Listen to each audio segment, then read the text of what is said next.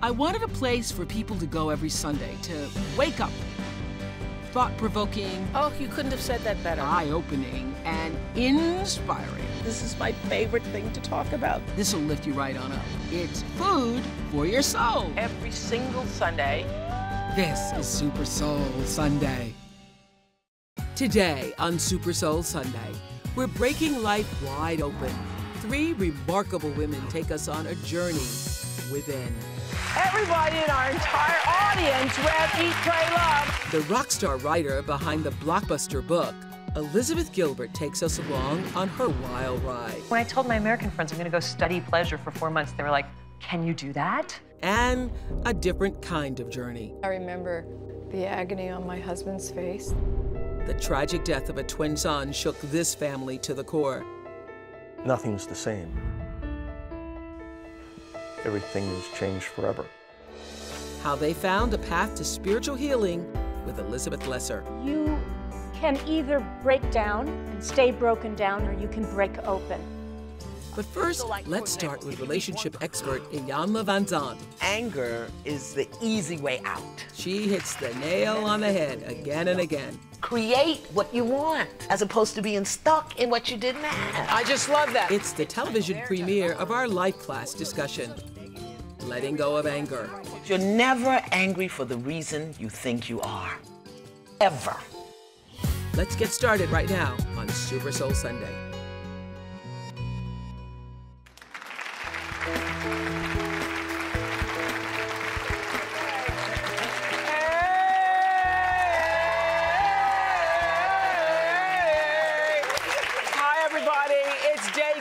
Of our Lifeclass webcast. I've been reading your posts, your comments today. I'm loving the feedback, loving especially that you all are feeding each other back. What's great to see is that you're interacting and actually starting to support each other. We were talking about holding on to anger with author Terry McMillan, who was a wonderful teacher for us tonight. Her anger against her ex-husband for several years literally took over her life. She was consumed by it until she let it go. And tonight we're joined by relationship expert Iyanla Vanzant. Hello. Her book called Peace from Broken Pieces is all about what happens when you finally are able to let it go. And you say that actually, most people don't even understand what anger really is. No, what is no, we really don't. You know, there are 2 emotions, love and fear. Right. So anger is really Y'all know that, manifestation. Right? There's 2, love and fear. Okay. Anger is a manifestation of fear, and there are 4 primal fears. Number 1, the fear of losing someone's love or having your love rejected. The human mind just can't even handle that. The fear of being powerless or helpless, and therefore you're not safe in your being, so the fear of being unsafe. The 3rd fear is really the number 1 human addiction. The number 1 human addiction is not chocolate, it's control. So that 3rd fear is the fear of losing control.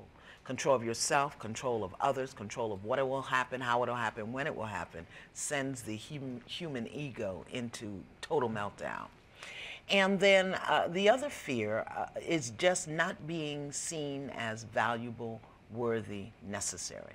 So anger is really the manifestation of one of those fears. That your love is being rejected, or that it's going to be taken away, that you're going to be seen as helpless, hopeless, therefore vulnerable. And you know the ego can't stand vulnerability. Ego can't stand vulnerable because vulnerable means weakness to the ego. So you think you're perceived as being weak, and you must do something to protect yourself and to show yourself to be.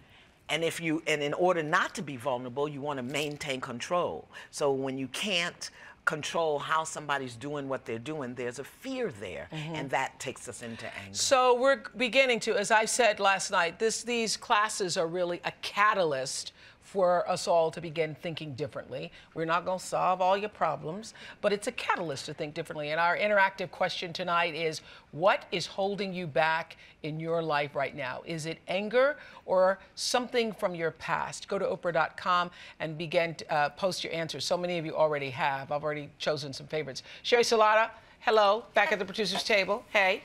Hey! What's everybody talking about? Well, Facebook is hopping Oprah, as it was last night. I was just on Facebook myself. Go ahead. I mean, it's hopping. People are completely engaged in this, but I think this topic is really going to hit home, and you both are going to have a lot to handle tonight.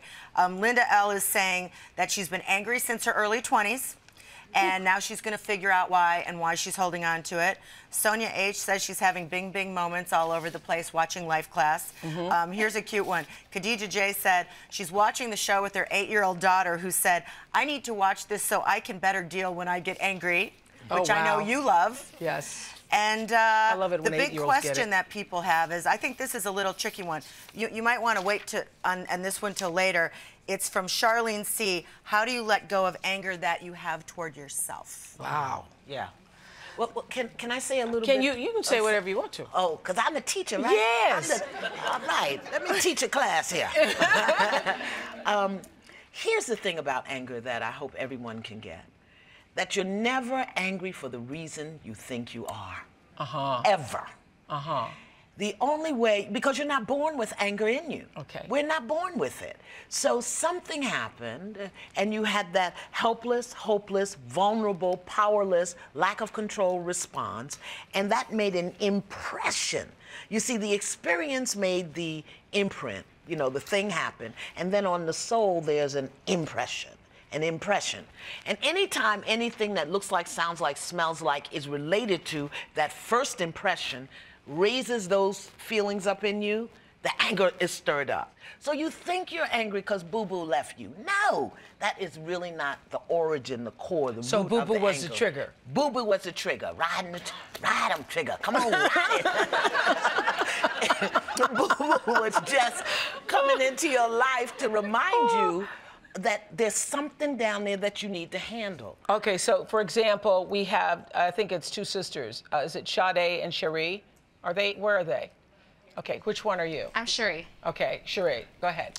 Well, I got married a little while ago, and my sister was in my wedding. And 2 months before the wedding, she informed me she couldn't be a part of the wedding anymore. So I expressed my anger and my disappointment. Why couldn't she be a part of the wedding? She said that she couldn't afford the dress. Well, wait a minute. That's not even the issue. What were you angry about? Well, let me finish hearing the story. Okay. Well, she said she couldn't afford the dress, but it was a long engagement, and I just kind of felt like, why didn't you say anything beforehand? You So know? she dropped out of the wedding? Yes. Because she couldn't afford the dress? Yes. Okay, now. What was the fear that you had? I guess I was just disappointed, like, why didn't you tell me? And No, that's control. Oh. Your sister gets to spend her money any way she wants to spend it. Yeah. But why did she drop out of the wedding? Because she has a right to do that. See, now it's your ego that wanted your sister to be there, right? Yes. Okay, but what was the fear? Hang with me. Wait a minute, Nick. I'm trying to teach this part of the class. Okay, go ahead. Go ahead. With me. Look deeper. If you were to rise above it and look down at it, here you are getting married, and you want your sister there, and she's saying she's not going to be there. What was the fear? That it wasn't as important to her as it was to me. You see? There you go. Let me teach the class. There you go. Cherie's sister, Sade, joins us on Skype. So, hello? There you are? Hi. Hi. So, Sade, that's how you pronounce your name? Yes. Okay. Sade, tell us what was going on. I believe that it started off about the dress, but I think after words were exchanged and people's feelings were hurt, that it was no longer about the dress. I think it was more about deeper issues of us being half sisters and just not really having the same upbringing and the same values. I think that really like what sparked why I'm still angry about the situation. It's not about the dress. It's not even about her getting married. It was just about some things that she said in the process of her being upset that really, like, it hurt feelings that I had always had. Did you drop out of her wedding because you could not afford the dress? Was that the truth? Originally, yes. There were some things that were said, you know, before that had happened that, you know, I think upset me. But I think if I genuinely had the money, yes, I would have been in her wedding. But I just think that she just expected the world to stop because she got married. And that's just, in my life, that's not, couldn't happen that way. And that's why you weren't in the wedding, because she wanted the world to stop. And you wanted to show her that the world wasn't stopping, right? Not that I wanted to show her, because I genuinely, I mean, I only have one sister, and I've never been to a wedding, or I always bragged about my sister, so I wanted to be in her wedding. It was just like, I was not included in it in the first place. And then it was just kind of like, when stuff happened and I didn't have the money, it was just like, screw it, I wasn't a part of it anyway. Okay, so let's find out what's really going on here, because you were saying in the beginning, there's a lot. There's a lot going on here, and this is really, really good. So this is what I want to say to both of you, to everybody. You know, anger is the easy way out, because when I'm angry, I get to control the #1 human addiction. What I say to you, how I say it to you, what I feel. You know, if I call, I see your name in the call ID. You don't even know I'm cussing you out because you ain't picked up the phone. So, but the thing about anger is that right beneath the anger, Oprah, right beneath the anger, there is a well of hurt. And we stay at the anger because it gives us control, because we're afraid to go into the hurt. You are on the verge of tears right now to hear her say those things. I see the hurt. Tell me what hurt you about what she said. Tell me what hurt you. Because, see, this can't get cleared up until both of you drop into the hurt, because right beneath the hurt is the love. Right. But you've got to be vulnerable. You got to drop to the vulnerability. So tell me what about this hurt you, not what she did. Own your stuff. And before you, while you're thinking about that, for everybody who is angry right now, go to the hurt. Go to the hurt. What has really hurt you? And here's how you do it, because, you know, we can talk about let it go, let it go. This is what I want you to do. I want you to drop your hands to your side. Everybody, come on, let's do the work.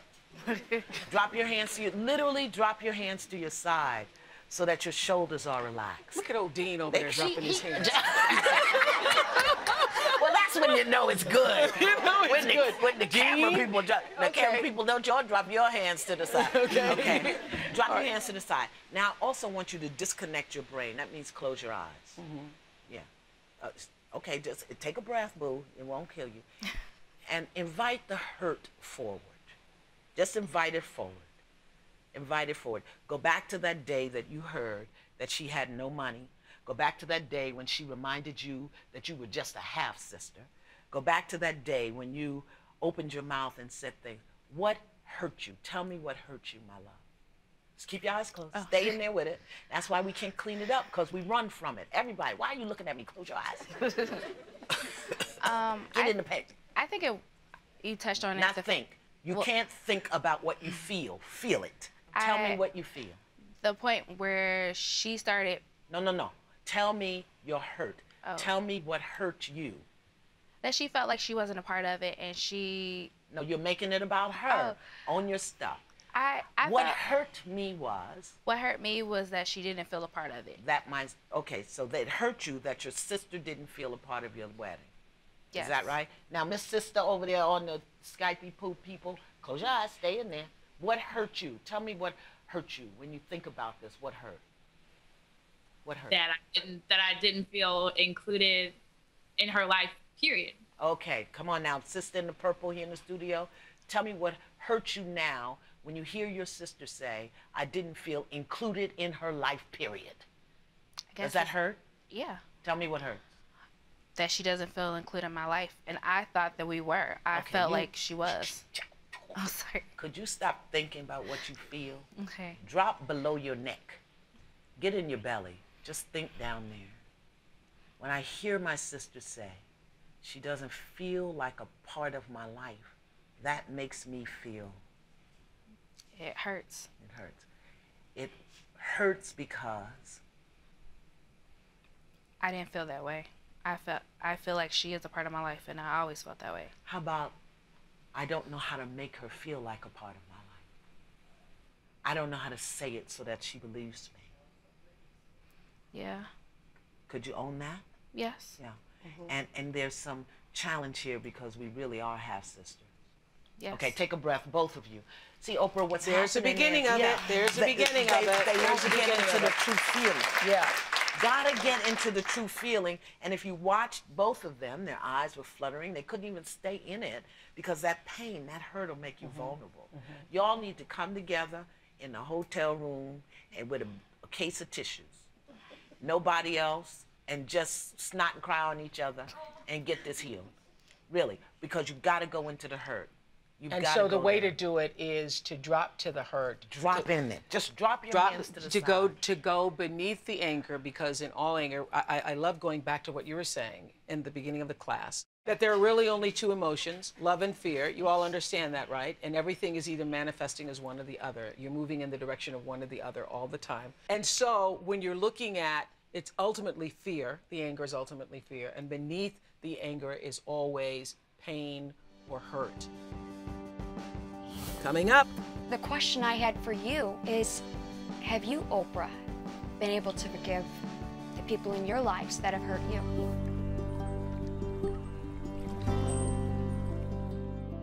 Do you know, you said something on a show that we did 13 years ago. I keep a little quote book. You're on my little quotes. I keep little quote books. And I wrote this 13 years ago. This is so profound. Iyanla. Thank you, sisters. Thank you. You all are going to write this down. You can accept or reject the way you are treated by other people, but until you heal the wounds of your past, you are going to bleed. You can bandage the bleeding with food, with alcohol, with drugs, with work, with cigarettes, with sex, but eventually it will ooze through and stain your life. You must find the strength to open the wound, stick your hand inside, pull out the core of the pain, the memory, and make peace with it. That was Iyanla Vanzant 13 years ago. Brilliant. Brilliant. Yeah. I just love that. Until you make peace with the past, you will continue to bleed and stain your life. And it shows up in the way you treat other people. It shows up in the way you talk to other people. Amen. Thank you. It shows up. And a woman. And a woman. It shows up in the way you manage your life, right? Because, you know, it's like if you have on something and it has a stain on it, aren't you always checking to look and see? That's how you live your life. You're looking to see, is this pain seen? Is it being vulnerable? Did I do this the wrong way? And you can either hold on to the pain. Some of us carry the pain. You know, it goes from being baggage to being monogram luggage. You know, and you protect your monogram luggage. You understand? Baggage you throw around. And then that becomes your way of being in the world. And for some people, they wear the pain because it becomes addictive, habitual. To be in pain becomes a habit until the point where you're looking for it. So you want to stay angry. When there's no fight, you pick a fight. You look for a fight. You expect a fight. You anticipate a fight because it's a habit. So we're talking about how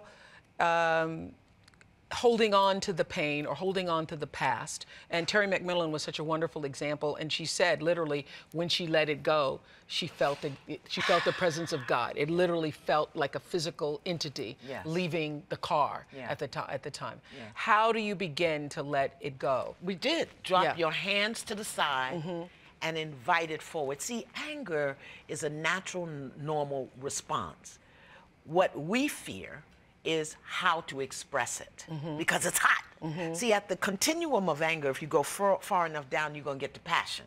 And passion's got heat, you know, we like that. But that same heat up under anger, so invite it forward. Look for the hurt. Let me say that. Look for the hurt first.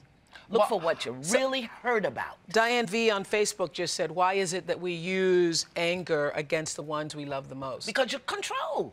You can't go out and be angry with a stranger. They'll slap the taste out your mouth. So let me just control y'all here, because I know y'all, and y'all know I'm crazy as the day is long. And is it because it's safe? Yes, it's also safe. Because remember, one of the greatest fears is fear of not being safe, fear of being vulnerable. So if it's safe, and here's another very bizarre thing. We have a tendency to always test people's love. I want to see how badly I have to behave before you'll leave me.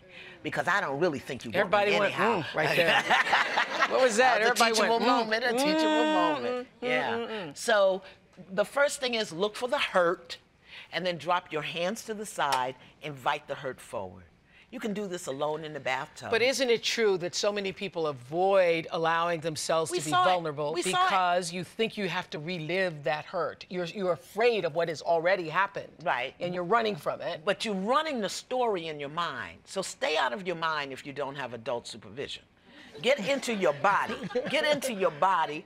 Get in the tub. You're naked in the tub anyway. You're vulnerable anyway. If they're coming in the door to get you, you're already naked. So I say, let's get in the tub, lay back, put a little lavender in there, and invite the hurt forward. Cry about it. Weep about it. It's just an energy. Yeah. And you will see how quickly it will pass. But until you really allow yourself to be vulnerable to the hurt, it's going to be hard to release the anger. So David L. just posted that what Iyanla said hit hard. Under the anger is the hurt. Under the hurt is the love. Erin in our audience was on the Oprah show talking about how she forgave a family member who molested her and was able to release her anger. What's your question? Where's Erin? Hi, Erin. Go ahead. Yeah, Oprah, I just held on to a lot of anger and rage from my own abuse and my own experience. And I realized that we have an option. We can choose to hold on to this anger and bitterness and rage. But the real meaning I learned in my life is we're allowing this person that hurt and abused us to continue. Yes. I'm allowing. Yeah, I'm allowing this person to continue to take another day of my joy and happiness. Right. And so I had a choice. After years of holding on to that anger and rage, we all have a choice. We can choose to stay angry and bitter at these people, or we can choose to reclaim our lives and learn to live for today.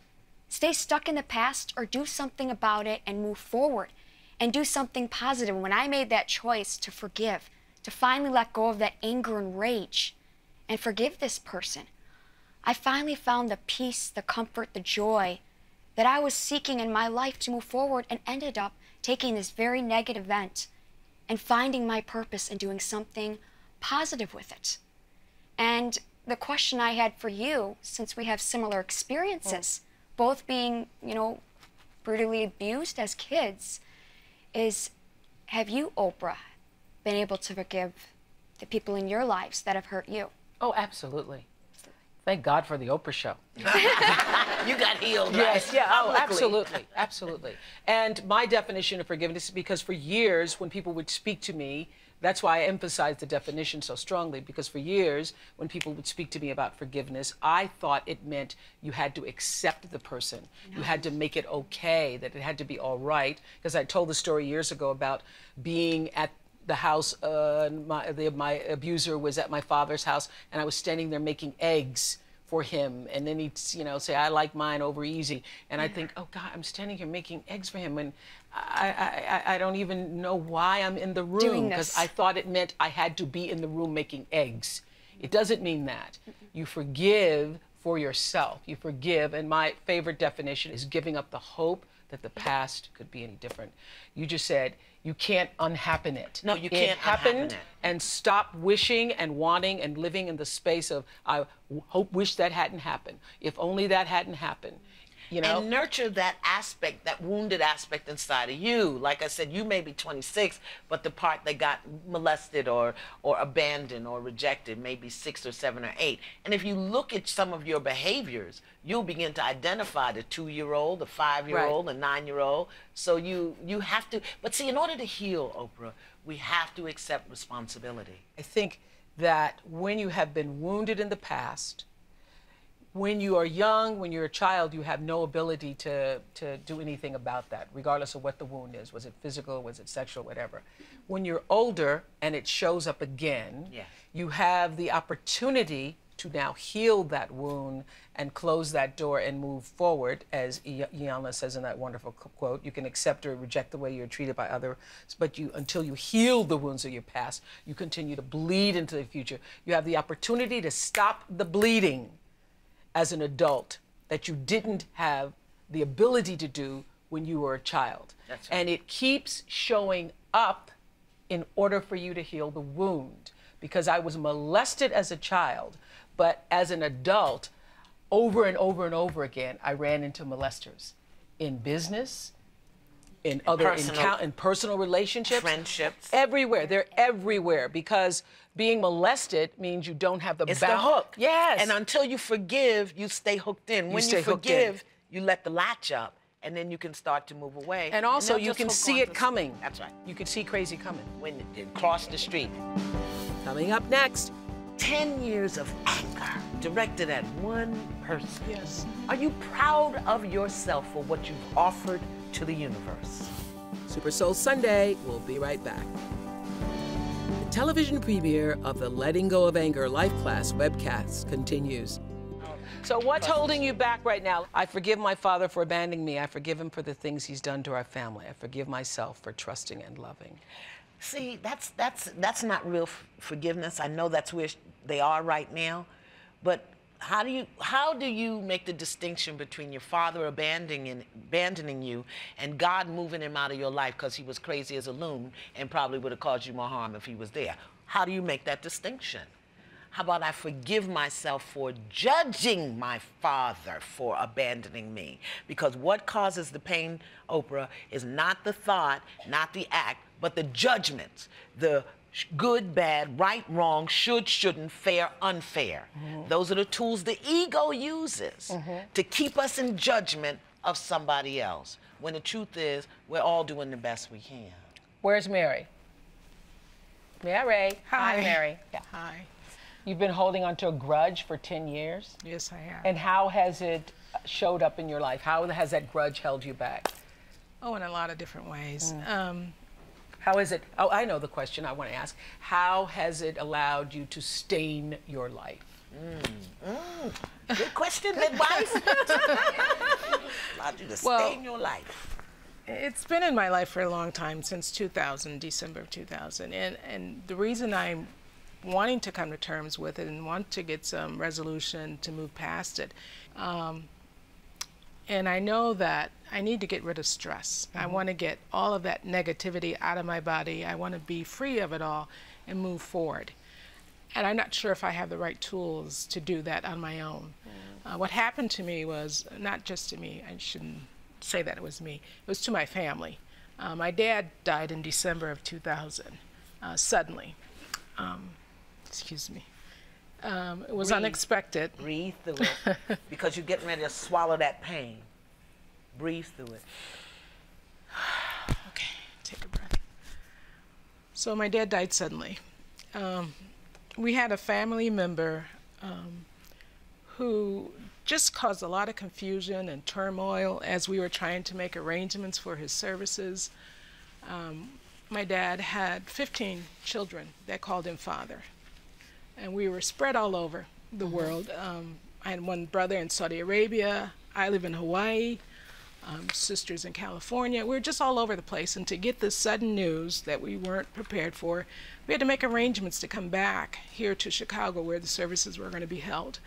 So this one particular family member was rushing to try and speed up things. And the reason that this person gave was because she said she needed to move on with her life. I'm like, what do you mean by that? My dad hasn't even been dead for 2 days, and you're talking about moving on with your life. So you're angry about the way this person behaved at the funeral? At the funeral, around it, and just, I felt it was disrespectful to the memory of my father. My father was a good man. Not a perfect man, but he was a good man. So you've been holding a grudge for 10 years because of the way the person behaved at the funeral. That's true. What's the hurt? What was the hurt? That the family wasn't allowed to, I guess, honor my father in the way that we felt was appropriate for the life that he lived. I wasn't allowed. I wasn't allowed, that is true. I was not allowed to give my father the services I felt he deserved and the respect that he deserved. So you all changed the whole services because of this person? Yes, we did. This person then did not come to the grave site, didn't come to the burial of my dad. I don't think this person has even been there to his grave in all these years. So it makes me question, did this person really care for my father as I thought they did? Well, first of all, people grieve differently. I understand. I don't go to graveyards because I know that they're not there. So some people do, other people don't. So it doesn't mean that person doesn't respect your father because they don't go to the grave. it means they grieve the way they grieve. Let's run the whole process because we've got lots of good things. The hurt is that you didn't feel that your father was honored the way you would have wanted him to be. What is the loss of control? What did you want to control that you couldn't control? And listening to you talk here tonight, I'm feeling that it is the hurt more than the anger. I'm still hurting from what happened. Why? 10 years. Your father's still deceased, right? My father is deceased. And you could you have a 10-year anniversary memorial service? That's and do it the way you want to do it? If you want a barbecue, or if you want a parade, I mean, create what you want, as opposed to being stuck in what you didn't have. That's true. I never thought of that because I've always thought what you want. I've always instead of being stuck in what you didn't have. Could you do that? That's a very good point because I've always thought of it in terms of there's no do-overs for a funeral. But what you're saying is there is. Life gives you do-overs all the time. Yeah. All of the time. I remember the year I didn't have money for Christmas. My children had Christmas in February. I bought the tree in December, and we had the presents in February. There's do-overs possible at all times. We just couldn't light that tree because it would have caught on fire. We did have a tree, okay? But metaphysically, I want to offer you this just for your own personal support. Metaphysically, meaning beyond the physical, I want to offer that your anger has nothing to do with the funeral. Really? Yeah, because you're never angry for the reason you think you are. There's an older hurt under that. But I would say celebrate, have a 10th year memorial service for him.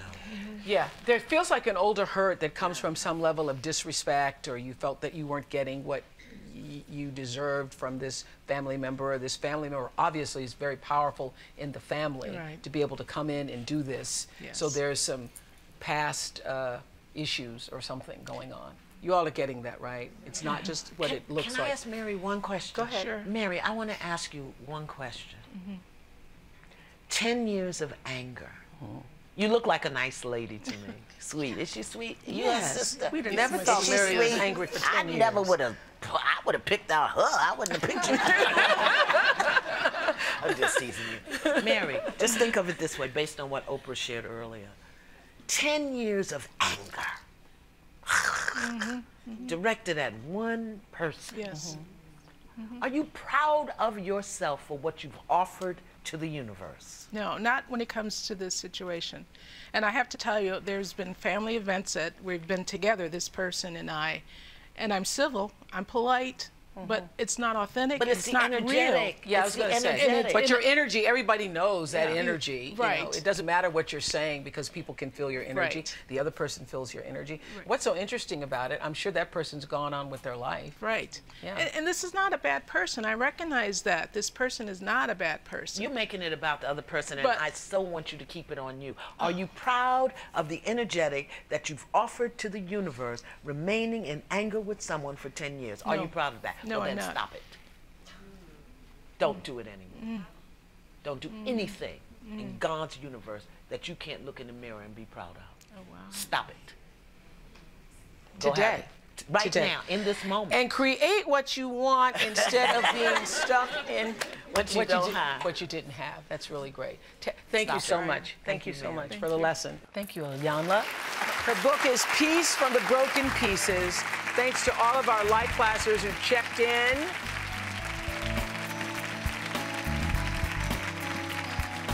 Coming up next, what do you do when life breaks you open? I lost everything, and in the depth of that loss, I found out who I really was. Next, a very powerful hour, full of moments that'll make you say, aha. And later, how do I define happiness in one word? Happiness in one word. Not without using a dirty word. a big dose of happy from our friends at SoulPancake.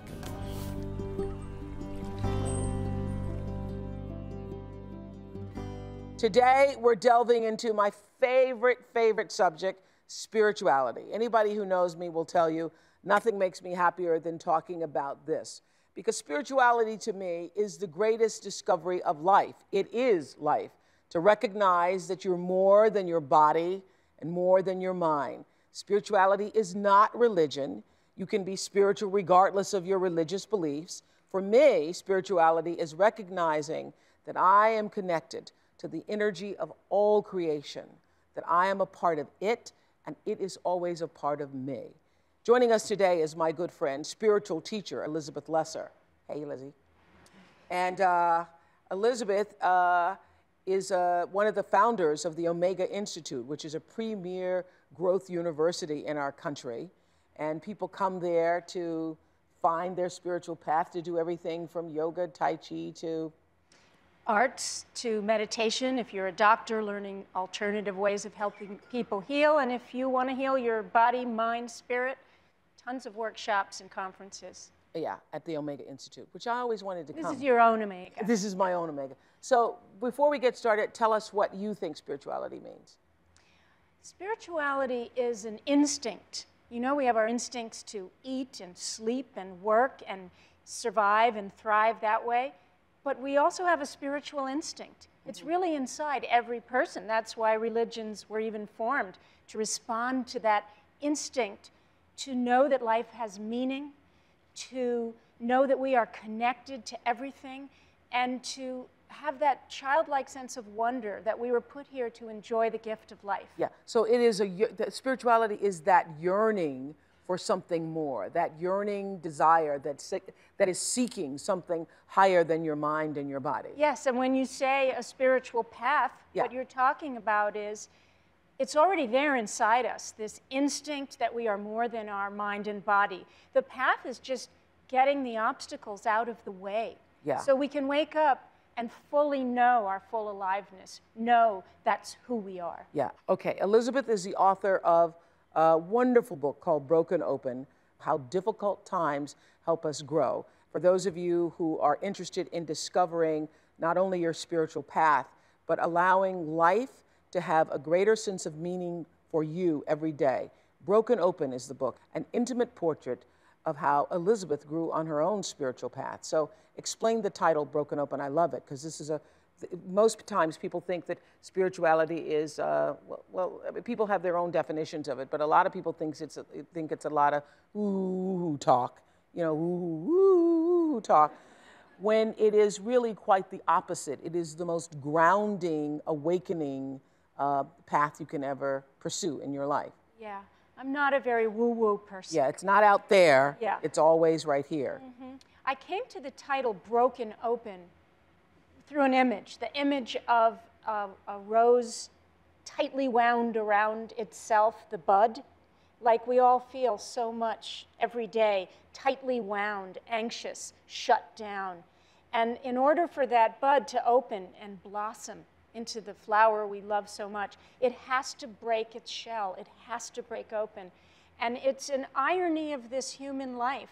Strangely enough, it is our most difficult broken times, loss of a job, loss of a marriage, illness, loss of a child. Those are the times when we're brought to our knees and we open. Our hearts can open during those times. And if we fight those times and fight the bud opening, we live sort of half of a life. But when we open into our brokenness, that's when we blossom. And so for me, spirituality is understanding that everything that is happening in your life is happening as a spiritual moment, not just what it looks like on the surface, but beneath the surface. There's always something bigger, deeper, richer going on that helps you grow into yourself, grow into who you were meant to be, grow and be more connected to the spirit, the spiritual being that you really are, who's having a human experience. That's what it is. Yeah, and fighting life, as I'm sure we all can relate to that feeling of life is happening to us, we're in this stream of life, and instead of relaxing into it, we're swimming as hard as we can against the current. That's sort of the opposite of the spiritual instinct. The spiritual instinct is to relax into the mystery of life as it's happening. And the spiritual instinct allows you to move through life no matter what is going on in your life when you're on the spiritual path. It means no matter what happens to you, and difficulties will come and challenges will come, because that's all a part of the human experience. But the spiritual connection allows you to know no matter what, you're going to be all right. Yeah. So when Elizabeth began writing Broken Open, She hadn't planned to share her own deeply personal journey, but in the end, that's exactly what she did. Take a look. I was one of those little kids who started thinking the deep thoughts from a ridiculously young age, probably 3, 4 years old, would lie in bed and think with my heart beating, where does this all go when I die? And what is the meaning of my life? Do I have a particular purpose? I married young and I had 2 children by the time I was 26. From the outside, someone looking at me probably would have thought, boy, she really has it all together for a young woman. 2 children, a husband who shares her ideals. When I got married, I thought it was going to be forever. You make a promise and you keep it. But I began to feel that something in me was dying. I began to feel pretty much exhausted and sick most of the time. And I didn't want to listen to that. And I also was angry and not being very patient as a mother. My whole life, my purpose had always been to be good, almost to be perfect. I was so afraid to do something that wasn't good. And in my mind and in my family and in the culture, that was to divorce and to be a single mom. I would wake up every day and I feel like I'm dying. I feel like if I don't make a move, if I don't make a change, if I don't answer this call within me to blossom and I remain tight in a bud, I was going to shrivel and fall off the vine and never know what life really can be. So after 14 years of marriage, Elizabeth made the decision to leave her husband. At 32, she became a single mother with 2 young sons. I love what you wrote on page 105, I think, of Broken Open. You say that, 105, you say, nothing has awakened my heart as much as the pain of a broken family. Nothing has given me as much strength as the time I spent alone in the ruined aftermath of a marriage. And how is that, and a lot of people are going through that right now, how is that a spiritual path? I think that when you have the most devastating things happen to you, that those are your holiest moments. That's where you get to see who you really are. Yeah, because we spend so much of our life trying to be what we think we're supposed to be, right. What society wants us to be, what our parents think we should be, our husband, our image, just our image of what a good person, a spiritual person might look like. Mm-hmm. So a good person that you described. That's right. And listen, isn't that the way so many women of our generation were raised? We were all just raised to be good. No matter what, you got to be good, you got to be nice. Oh my God, yeah. Don't do anything. Good, not great. Yeah, just good. Just good. Yeah. So through that experience of getting divorced and becoming a single mother, I lost everything, my financial security, my self-image, my support, my home. I was really a single mom and everything changed for me. And in the depth of that loss, I found out who I really was. I began to trust who I was. Mm-hmm. I began to find a genuine me that could withstand anything. So how do you do that? Well, you can either break down and stay broken down and shut down, or you can break open. And it's a decision you make. It's a commitment. I am going through a very hard time. I'm not going to waste this precious experience, this opportunity to become the best me. I always ask the experience, the crisis, the whatever is in the moment, what are you here to teach me? What did your divorce teach you? The first thing that it taught me was that I couldn't blame anyone for what had gone wrong in the marriage. I had spent a lot of time blaming my ex-husband, but I had to take the responsibility myself. I had to say, what does this have to teach me about me? Not about him and not about how unfair life is. It wasn't about that. It was what did I do to make this happen? And if I could really sit in the pain of that. The pain is really looking at yourself and what you did to create the mess you're in. And if you can look at it head on, fearlessly, and say, teach me about myself so I can grow. We'll be right back. The practice of spirituality is when you get very still and very humble. There are forces inside you, forces of fear and limitation and chaos, and they live inside us saying you can't do that. Spirituality is where you lay claim to a ground of being within yourself, where you say, I want to be that, I really do. I want to be that person that I'm capable of being. We think that we're not happy because of what we're not getting, but really we're not happy because of what we're not giving.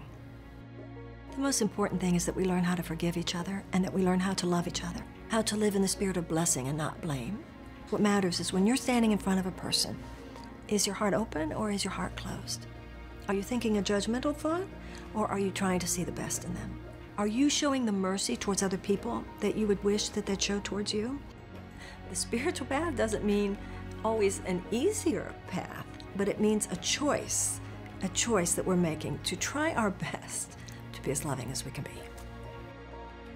Thank you, Marianne. In her book, Broken Open, Elizabeth Lesser shares true stories about ordinary people who, by choice or by force, were broken open into a fuller life. I want you to meet Glenn and Connie. We got married in April, and then 2 years later, on New Year's Eve, our twins were born. Eric and Ryan. It was 5 years. 5 years before Kate came along. She always called them my guys.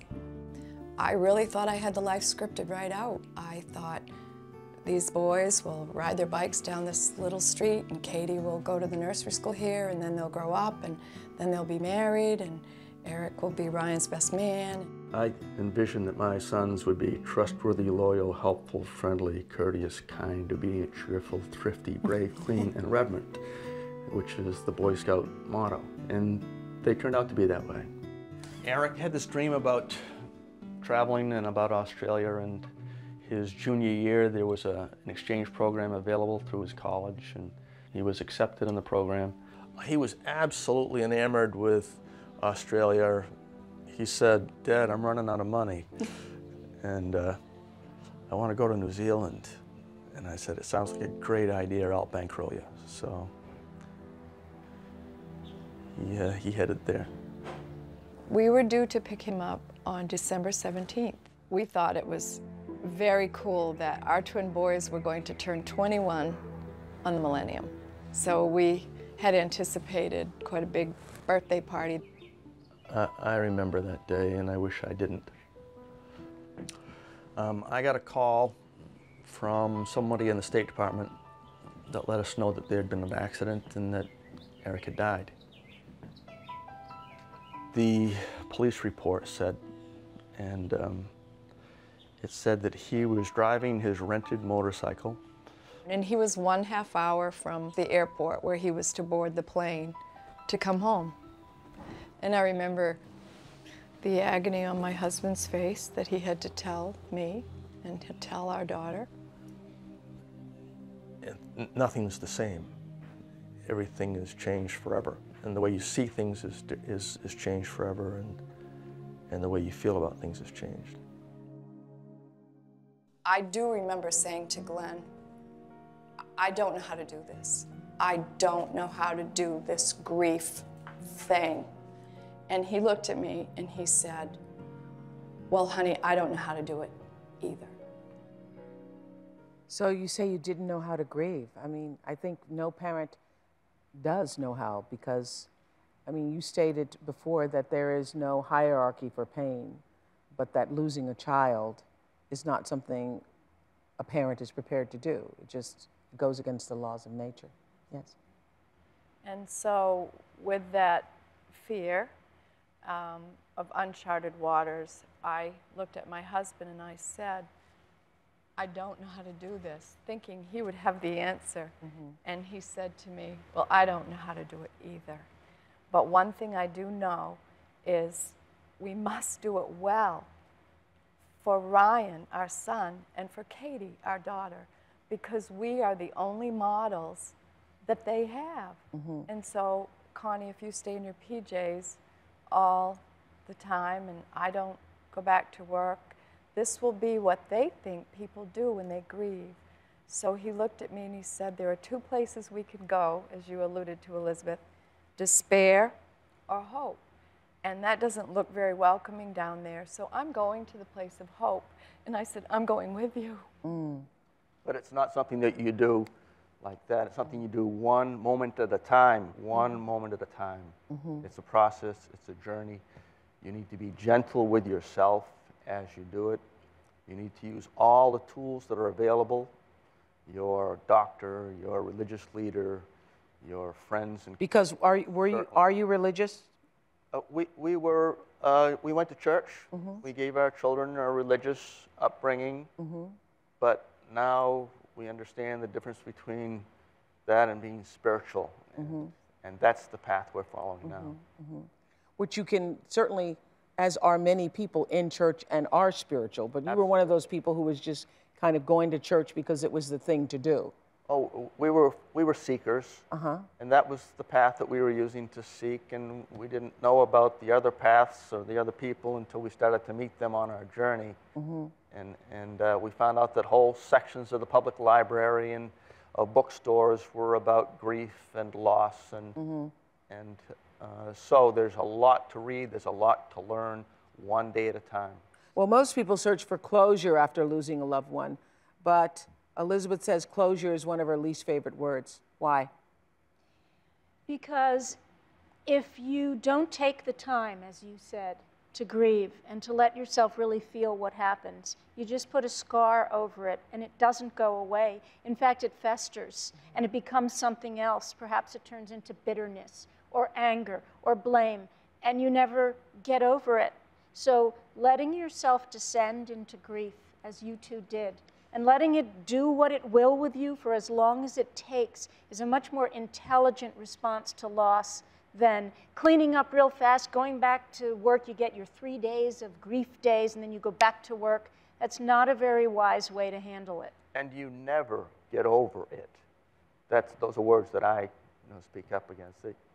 It's always there. You always live with it, and you use it as who you are to become more of a person. As a badge of how well you loved. Grief is an expression that you loved well. When we come back, we're going to talk to Connie and Glenn about how being broken open led them to a higher spiritual path. We'll be back. First of all, everyone is spiritual, whether they know it or not. When I consider what it means to be spiritual, I consider the fact that individuals are waking up to a dimension of their being or their soul. It is the most real part of us. When one begins to really feel into the spiritual dimension of their being, they bump into love, they bump into compassion, they bump into beauty, they bump into real peace and real joy. And that begins to be where they live their life from. Real, authentic beings that have a tremendous amount of meaning in their life. Begin to notice what you have in your life that you are grateful for. And when you look at life through the lens of gratitude, you don't see as many obstacles or hindrances. You see a potential, you see possibilities. Then you become an open vehicle for more inspiration, more wisdom, more guidance, coming from the spiritual part of your being. The key to being a spiritual person is, first of all, to understand that you have to practice being a spiritual person. You have to practice becoming alert, becoming more conscious, becoming aware, and you have to practice becoming kinder, more compassionate, more caring. And I have a very easy rule. You have to develop your head, your heart, and your hands. For example, for your head, just every week, if we try to learn something new about ourselves or something new about other people or something new about an opinion we most deeply disagree with, then we're becoming more conscious and aware and alert. With our heart, to simply, at the end of every day, locate 10 things that you're grateful for. And with the hands is to every day do something, some act of kindness, some act of generosity, and here's the key, to someone more vulnerable than you. And it's like anything else. The more we practice, the better we become. And if you shoot 1,000 free throws, you'll become a better free throw shooter. If you practice on the piano, every single day, you'll become a better pianist. And if you actually practice being alert and aware, experiencing the awe and the wonder in the world, you have these great moments of discovery. Those are the moments of, aha, wow, I really do understand life a little bit better. Thank you, Rabbi Kula. Love that. Using your hands to be of service. We just met Glenn and Connie, whose son Eric was killed in a motorcycle accident 9 years ago. He was 20 years old. At what point after losing your son could you start really feeling a sense of what the rabbi was talking about, feeling a sense of appreciation or gratitude again? I believe I have the exact moment that I knew that I could move on. 6 weeks after we lost Eric, I hadn't gotten dressed. I couldn't get dressed. I couldn't eat. And a dear friend on my street left a pair of mittens in my mailbox. It was January in Maine, 13 below zero. And she said, I haven't seen you taking your walks. Let's walk. We walked, and I dropped one of my mittens, and I went to pick it up. And as I came up, I was very lightheaded, understandably, no sleep, loss of appetite. And so I looked up. And in January in Maine, there's no meteorologist that can explain why you would see a rainbow in the sky. It was just a snippet. It was green and yellow and pink. And I grabbed my friend and I said, I'm hallucinating, right? And she said, no, I see it. Perhaps it's God. Perhaps it's Eric. Perhaps it's hope. But let's take it. And in 45 seconds, it was gone. I went home the next day, and when there's something that happens that you cannot explain, you know there's something out there to help you, a lifeline. And so the next day, I called a woman who had given me her name, and she was our director of hospice. And I said, I think I want to get dressed and meet you. And that single moment, a gift in nature, a gift of comfort, helped me to take that step out of what I thought would be a never-ending pain. Ryan is Eric's twin brother, and he joins us now. So you too were broken open. Your parents are going through their grief and trying to hold it together for you and your sister. And then you, who had grown up with this twin, the twin relationship that we all hear is so special. How were you dealing with this, Ron? Well, it was devastating to get the news, to come home. And the way I compare it is that there's a picture on the wall. And this picture is what you think your life is and where you think your life is going. And you take that picture and you pull it off the wall and you smash it into 1,000 pieces all over the floor. And for a while, you just sit there and look at the pieces. And there's no way to put those pieces back together and put that picture back up on the wall. And for a long time, I was stuck just looking at those pieces. It was eating at me like a cancer. It was something that my brain, I have a scientific mind. I'm an engineer, but my brain couldn't solve this problem. I couldn't get it out of me. And for the longest time, it was, something that just thought, I'm never going to stop feeling this way. I'm really going to feel this way forever. And there were times, it was like, you wake up every day and you're like, I don't want to feel like this any longer. And it was a somewhat of a spiritual experience for myself to finally get some release. And it took things like plugging back in. I found plugging back into some hard work where I was working with my uncle's lobster bait business in Maine, plugging into this outlet, where I was out in the beautiful Maine coast. I was working very hard every day. And didn't he smell? Double dead fish. Yeah. Who would think shoveling dead fish could be a spiritual journey? but for him, that's what it was, shoveling dead fish every day. And it really, brought me to the point where things in life happen. And I think everyone goes. But didn't you have a moment shoveling the dead fish? Like after a while, you started to think, these are beautiful dead fish. I said, if I can be happy here in dead fish, then I can be happy doing anything. And I can move forward with my life. And my dad likes to joke, with my uncle that he thanks me because I went back to school after this to finish my degree. And I said, I use that as a stepping stone to say, I can get through this. I can be happy doing this. I'm going to move forward and try and put that picture back up on the wall. And it's not the same picture, but I'm gonna make a new picture. Yeah, that is the lesson, I think, for everybody. Is what you were saying too, Glenn, is that you never get over it.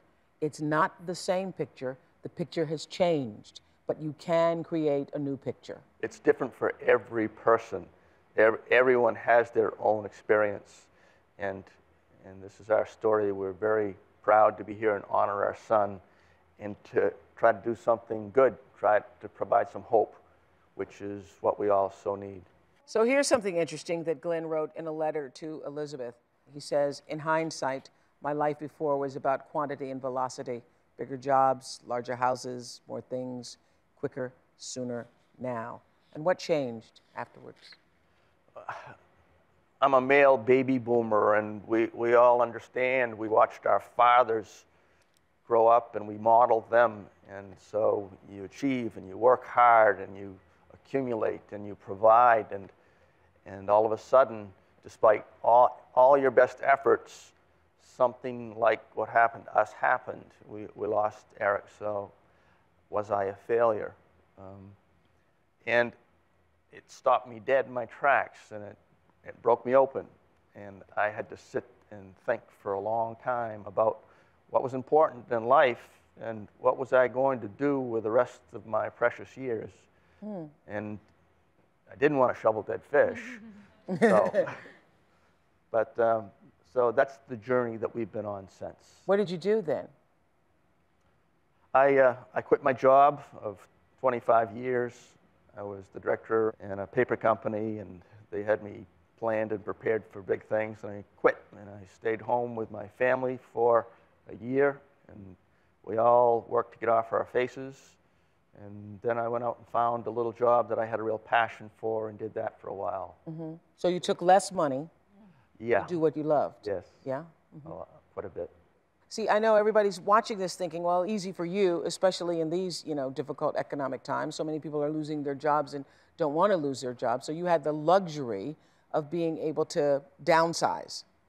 Well, we really did downsize. Last year, we sold our home and disposed of most of our material things, and we are...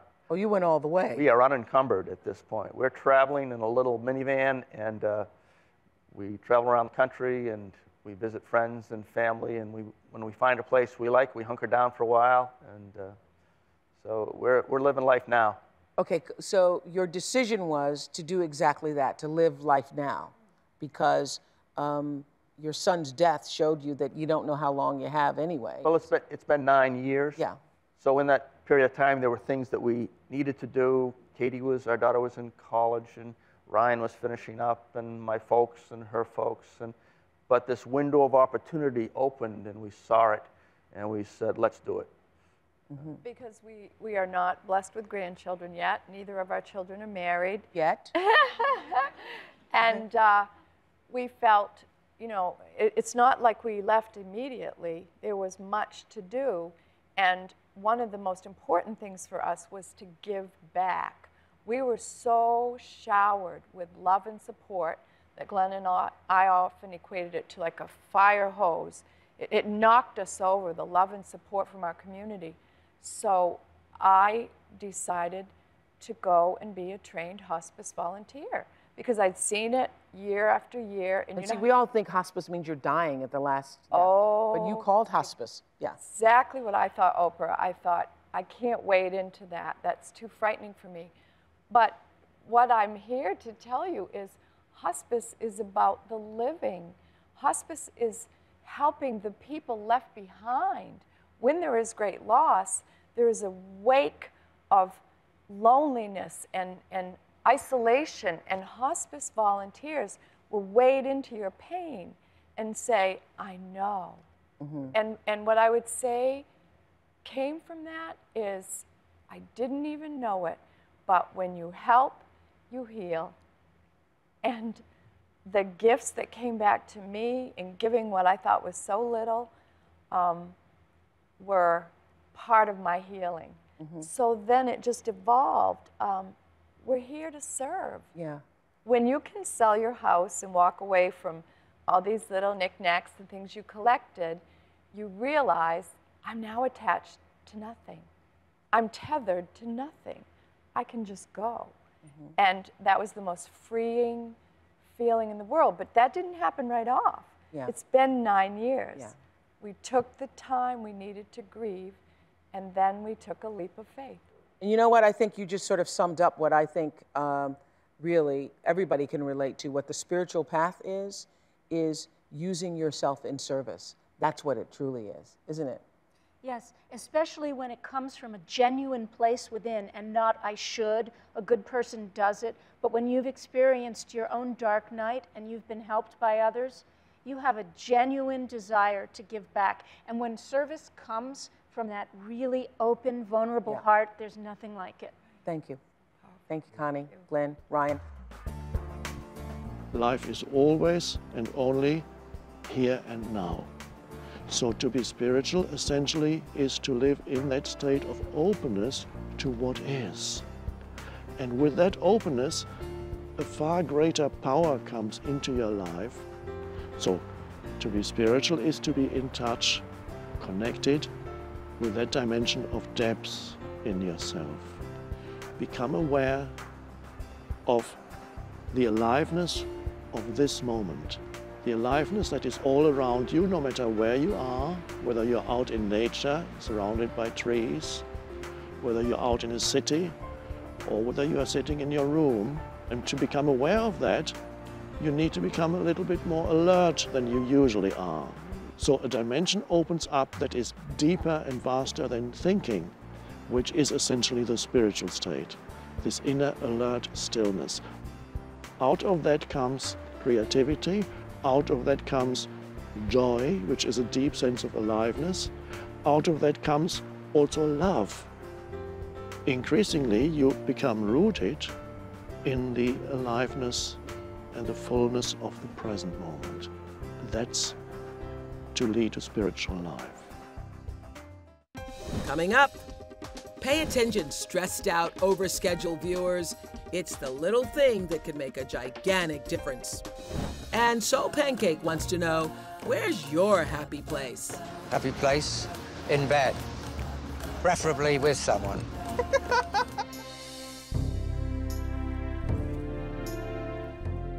Spirituality has to be practiced. Lawyers practice the law, doctors practice medicine. Spiritual practitioners must practice spirituality, where we stop, take a breath, become still inside. That's the act of meditation and contemplation. It is the same in all of the religions. The best advice I have for someone seeking a spiritual path is to do one of three things, and that is to be in nature, to connect with the arts, and to connect with ritual. It is in moments of serenity, stillness, that we experience something much larger, transcendent, cosmic than we are. That's what we're all looking for. Reverend Ed Bacon calls himself the chief spiritual officer of his church in Pasadena. Thanks, Reverend Ed. For anybody who wants to find their spiritual path, Elizabeth says there are, again, 3 things you can do right now to start your journey.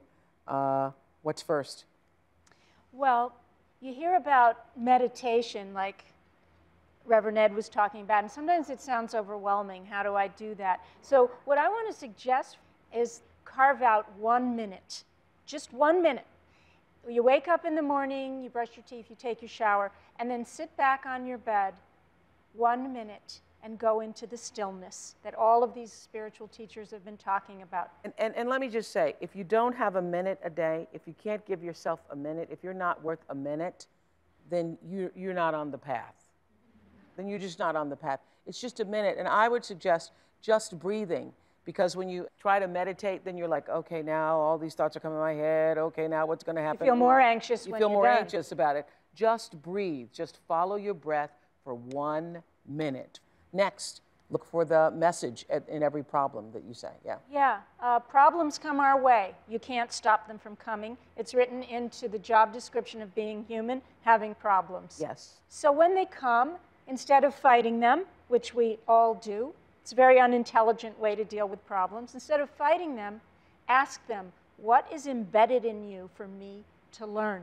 What are you here to teach me? What are you here to teach me? What's your message? The world is full, rich with messages if we approach problems as a friend.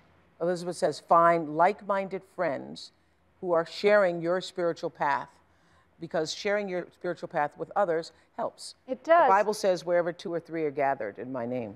I am there. Yes. I am there. And that's what the religions do so well. They gather people together on a sacred journey. But if you're not inclined to join a church or a synagogue, start a spiritual book club with your friends. Just find one friend, like Connie did, to take a walk with, to bring you out of yourself into a grander vision of what your life can be. Yeah, and I would say it's paying attention to life, because your life is speaking to you all the time. There is nothing happening out of order with you, because each of us, we are powerful energy forces, powerful energy fields, drawing into our lives on a daily basis what we need to grow ourselves up and out and closer to spirit. And so pay attention to your life. It's speaking to you. Our soul is there. You don't have to go anywhere. You don't have to get anywhere. It's already there. It's there for us to tune into, like the radio dial, tune out the static. If you get clear and still, your soul has so much already alive to teach you. That's why being still every now and then during your day will help you tap into your biggest self, your best life. Mm-hmm. What I'm hoping is that today's show will open up even greater possibilities for you on your spiritual path this year. Thank you again, Elizabeth Lesser. Again, the book is Broken Open. And now, the latest short film from SoulPancake.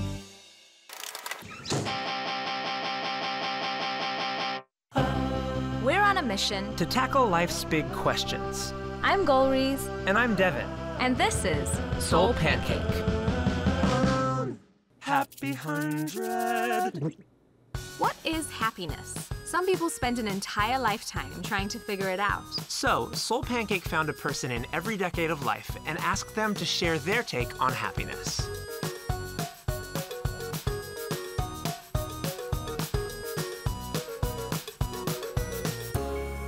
What can I tell you about happiness? What do you want to know about happiness? Happiness means being able to afford your next meal. What I love are yams. An evening that I had at a dance hall in London with a lady many years ago. Sort of finds you and takes you over and turns you into a giggling, joyful mess on the sidewalk. My happy place is just being still. You know, you find your middle ground where you can get some sanity and keep that sanity. Happy place? In bed. Preferably with someone. Happiness actually is a state of mind, so I can be happy anywhere. Disneyland. I like to go hiking, and so I always feel really happy when I'm up in the mountains. Surrounded by a good group of people is a happy place for me. In my younger years, a happy day would be a day on the golf course.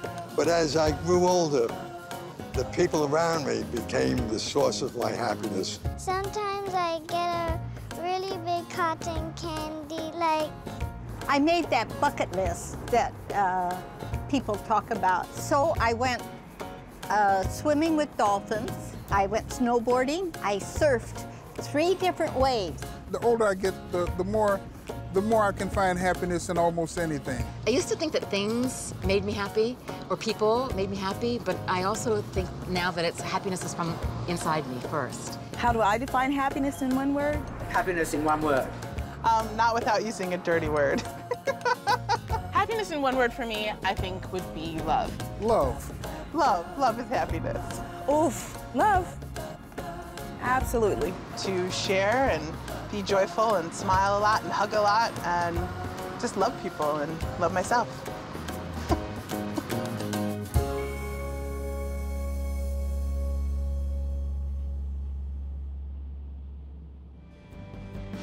Coming up next, the book, the writer, the phenomenon. I haven't been this excited since Bono was here. Eat, Pray, Love, right after this break. I've been counting down the days until this show. And today, I'm hoping you'll just give yourself this next hour to listen, because I promise it'll be a gift to you in many ways. I promise. Millions of you have already discovered this phenomenon. For months, women have been carrying it everywhere. I've seen it on planes and buses and trains, everywhere. Eat, Pray, Love has been on the New York Times bestseller list now for 35 weeks. Take a look at what struck a big old nerve, a deep one. 31-year-old Elizabeth Gilbert had the husband, the career, and the life so many women envy. But privately, she was literally falling apart on her bathroom floor, night after night. I don't want to be married anymore. I don't want to live in this big house. I don't want to have a baby.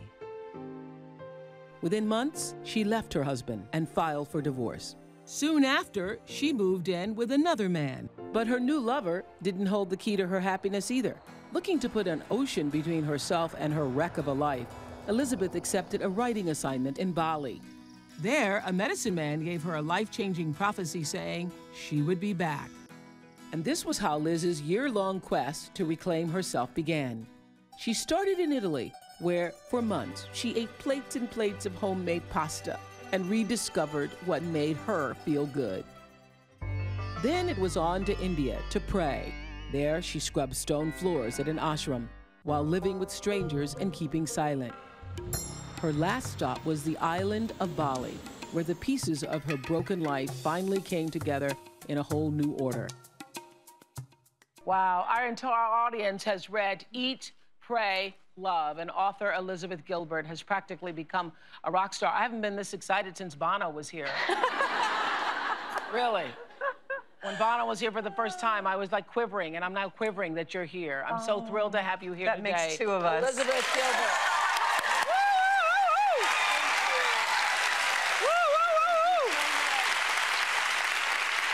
Wow. Thank you. Oh my God. I am not kidding you. This summer, I'm not kidding, everywhere I went, everybody was reading it. I went to get a massage and my book was laying there on the bed. A woman came to my house and she said, "Oh my God, you're reading this?" I go, "Yeah, I am." She goes, "I bought a copy and then I bought 5 copies for all my girlfriends." What is going on? It's amazing. And Isn't it saves my amazing? mom the trouble of having to buy all those copies and distribute them. So, so thank you, everybody, for taking that over. Did you have any idea that it would become this kind of phenomenon? Of course not. And you know, sometimes people come up and they say, I found your book at exactly the right moment, and thank you so much for writing this for me. And I'm like, I wish I could say I wrote it for you, but I didn't. I wrote it for me. You know, I wrote it to write my way out of the horrible situation I was in my life, and that's all I was thinking about. Okay, so a better question is, did you have any idea that the depth of your feelings of despair would strike such a chord, though? I guess, no, I definitely never anticipated anything like this. But on the other hand, you know, if you consider that that journey started on the bathroom floor, 3 o'clock in the morning, going through the beginnings of a divorce, sobbing my eyes out, you know, it seems like this really low moment. On the other hand, who amongst us has not met our bathroom floor tiles at 3 a.m. from a quarter of an inch away? The tile. Show of hands?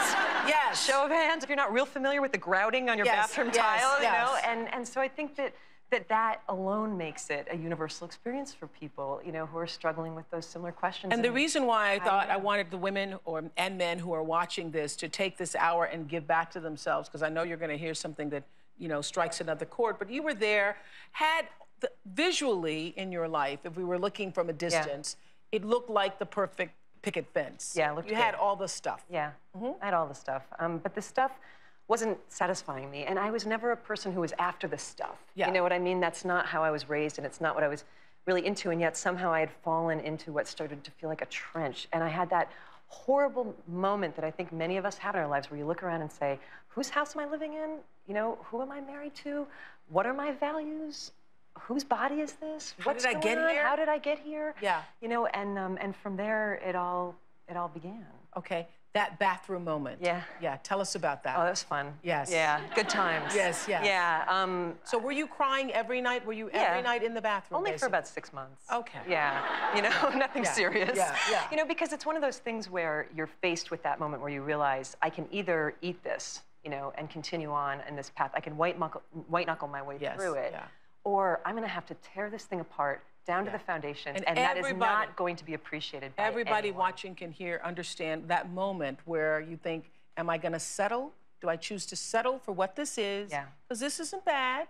This is really good. And that's what you tell yourself, like, what am I complaining about? This isn't so bad. I've had women come up to me and say, before they left their marriage, why am I complaining? He doesn't beat me. Yeah. And I think, well, don't we aspire for more than just not being beaten? Yeah. You know, like, I mean, don't get me wrong, not being beaten's great, but like maybe there's something else in your life besides that you're made for. And what were you feeling in that bathroom? I was feeling the call to leave, to run, to scram, you know, and I've always been a traveler. I've always been an explorer. I've always been somebody who takes journeys, and I just wanted to get out of there. Did you feel that if you didn't, you would die? I felt like if I didn't, I would die. And I felt like a squirrel in a box. That's what I'd come to feel like, you know, just like sort of clawing at the walls of my life. And I think I might have swallowed that, except for the fact that, you know, thanks to how I was raised and, you know, the woman who raised me, I never got the memo that said you're not allowed to become the hero of your own life's journey. You know, I was never taught that you are not allowed to do that. And somehow I had lost that path along the way, and I just increasingly began to feel like this is your life and you are the only person who can be the hero of it.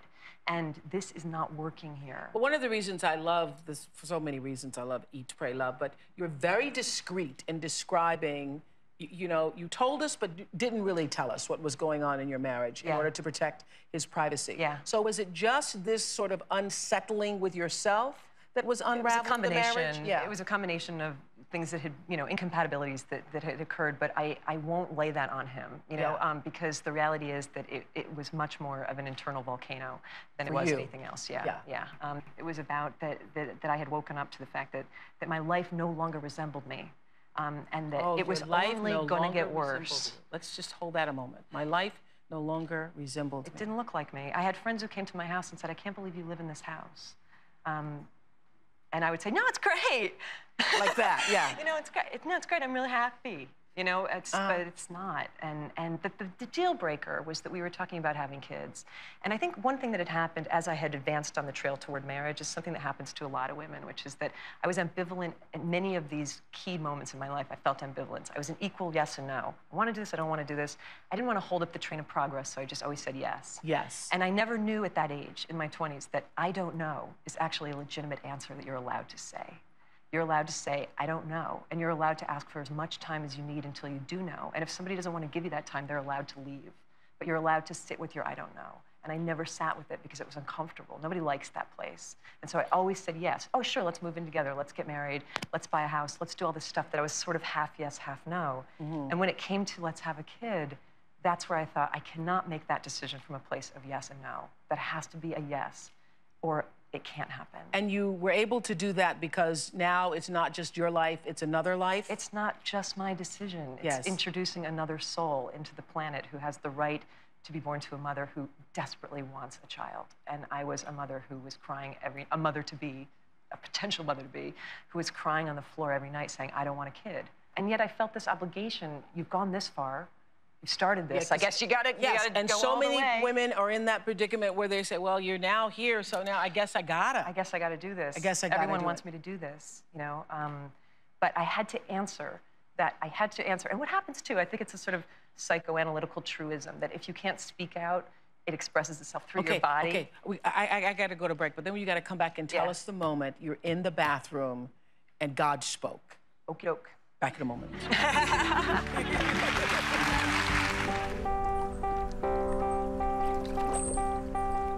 Every woman I know has read this book, Eat, Pray, Love. Millions are deeply resonating with Elizabeth Gilbert's memoir of how she was able to reclaim herself and her life. For you at home, it may be just taking 10 minutes to breathe every day at noon. For Liz, it was a year-long journey of eating, yes, praying, and finally loving.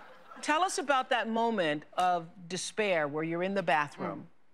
I'm not somebody who really grew up praying. We went to a very conservative Protestant church where you didn't really pray. Yeah. You know, so I just started praying. I mean, I had this. I thought, oh, I've heard of this, right? When people are in despair and they're sobbing, and sometimes they pray. So let me give that a shot, you know. And I just started speaking directly. I had no experience how to do it, but I just said to God, I need your help. I don't know what to do. Please tell me what to do. And the decision I was struggling with was, do I stay in this marriage? Do I leave this marriage?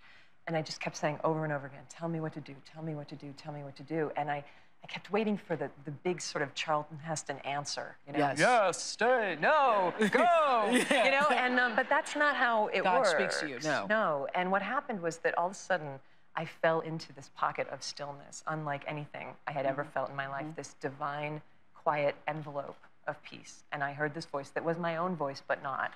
And in my head, and it said very clearly, go back to bed, Liz. And that was the answer that God gave me that night, which was, you don't need to know tonight on a Tuesday at 4 o'clock in the morning what to do, because you don't know, and you won't know until you do know.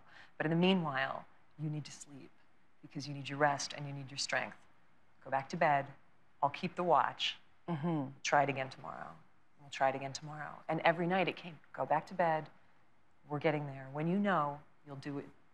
You'll do what you need. Tell me about this moment in the book on page 54 when you write, you are writing to yourself. I thought this was an interesting process. You sit down and you find yourself writing to yourself this, I'm here, I love you.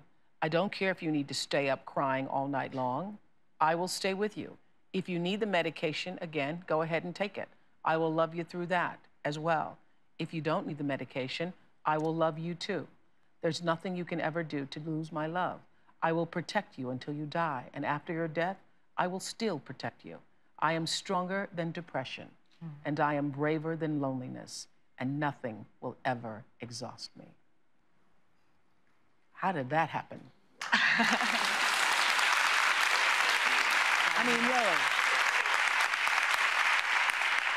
That came out of this thing that I started doing. I'm a social person. It's easy for me to find people to fall apart on. Like any person in this audience, if I meet you in a grocery store and I'm having a bad day, you'll be holding me while I weep in your arms within 5 minutes, right? Like, I know how to do that, and I've always used that as a way to not really cope with my own problems. And so during these years, as I was trying to build myself back up, I thought, okay, I'm not doing this now. What I'm gonna do is I'm gonna get a journal, and I'm gonna ask myself for help, as though I was a friend, a dear loved one. And I'm gonna write back to myself everything I've always wanted somebody to say to me when I'm in my deepest despair. There's nothing you can ever do to lose my love. I'm here, I'll always be here.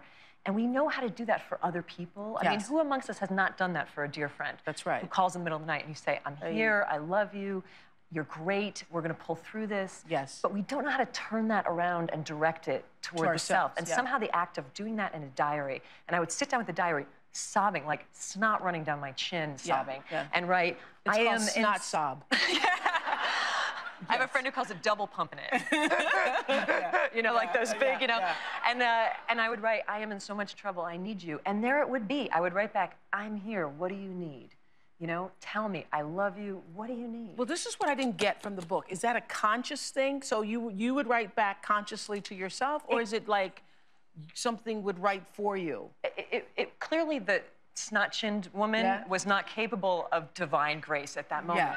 So something was coming through there. And something, you know, we all have this cacophony, this word salad of voices in our heads at any time. Somehow the act of sitting down and asking for the specific voice I needed summoned it. I do not dare to say what that voice was. You know, I know that it came through me, but it was not entirely me. You know, is it an angel? Is it like, you know, your guide, my social worker? And does it matter? You know, like, does it matter? As long as you believe in it and lean on it and listen to it, I'm not sure that it does matter. It's just there when you need it. And so did you start listening to it more? Yeah, and a lot of the things that it was saying, I remember one time writing, I want to quit. You know, this was when I was feeling particularly suicidal. I want to quit. And the voice, whatever it was, wrote back, so quit, let me do it. You know, quit working so hard. I was struggling so hard to pull myself out of the depression. And it was saying, let go, it's not your job. I've got you. I'm holding you. Okay. Let it be. Coming up, Elizabeth's journey begins with some food for the soul, Italian style. There's no reason that you can't have pasta for lunch and then do it again for dinner. There's no reason you can't have gelato before breakfast. That's what I told myself.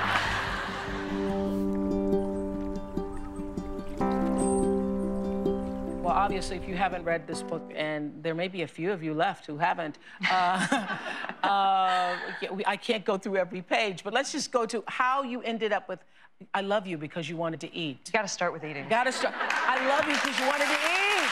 Yes. You know, I mean. And Did you consciously choose, I'm going to eat, I'm going to pray, I'm going to love? I wish I could say that. I mean, now when I look back on Yes. it, there was like, it's clear some divine hand was guiding it because it was so perfect, the order that I had done it in. If I went to India first instead of Italy first, I would have been sent home in a basket because I was still on antidepressants. I was sick, I was weak, I was skinny, I was just out of a divorce. I would not have been able to physically do the yoga, the meditation, the hard rigor of spiritual work. You know, so I went to Italy first and I ate my guts out for 4 months. And I went to India, Italy ready. First. Okay, but you went to Italy first because you wanted to learn the language. I wanted pleasure, I wanted language, and the things I wanted in my life that I really felt when I examined myself and thought, what's missing? Why are you so sad? I felt I'm missing pleasure and I'm missing devotion. So I'm like, well, where do you go to get that? Who's the master of pleasure? Who knows more about pleasure than anyone in the world? Romans. Romans. You gotta go to Rome, Yes. you know, like, and they endorsed that there. And, you know, when I told my American friends I'm gonna go study pleasure for 4 months, they were like, can you do that? You know? And when I told my Italian friends I'm here to study pleasure, they're like, vai avanti, be our guest, knock yourself out. Yeah, right. Why only 4 months? Yes, yeah. So you're in Rome, eating, just really eating whatever you want. What it was that... The freedom to gain 24 pounds. Yeah. Freedom.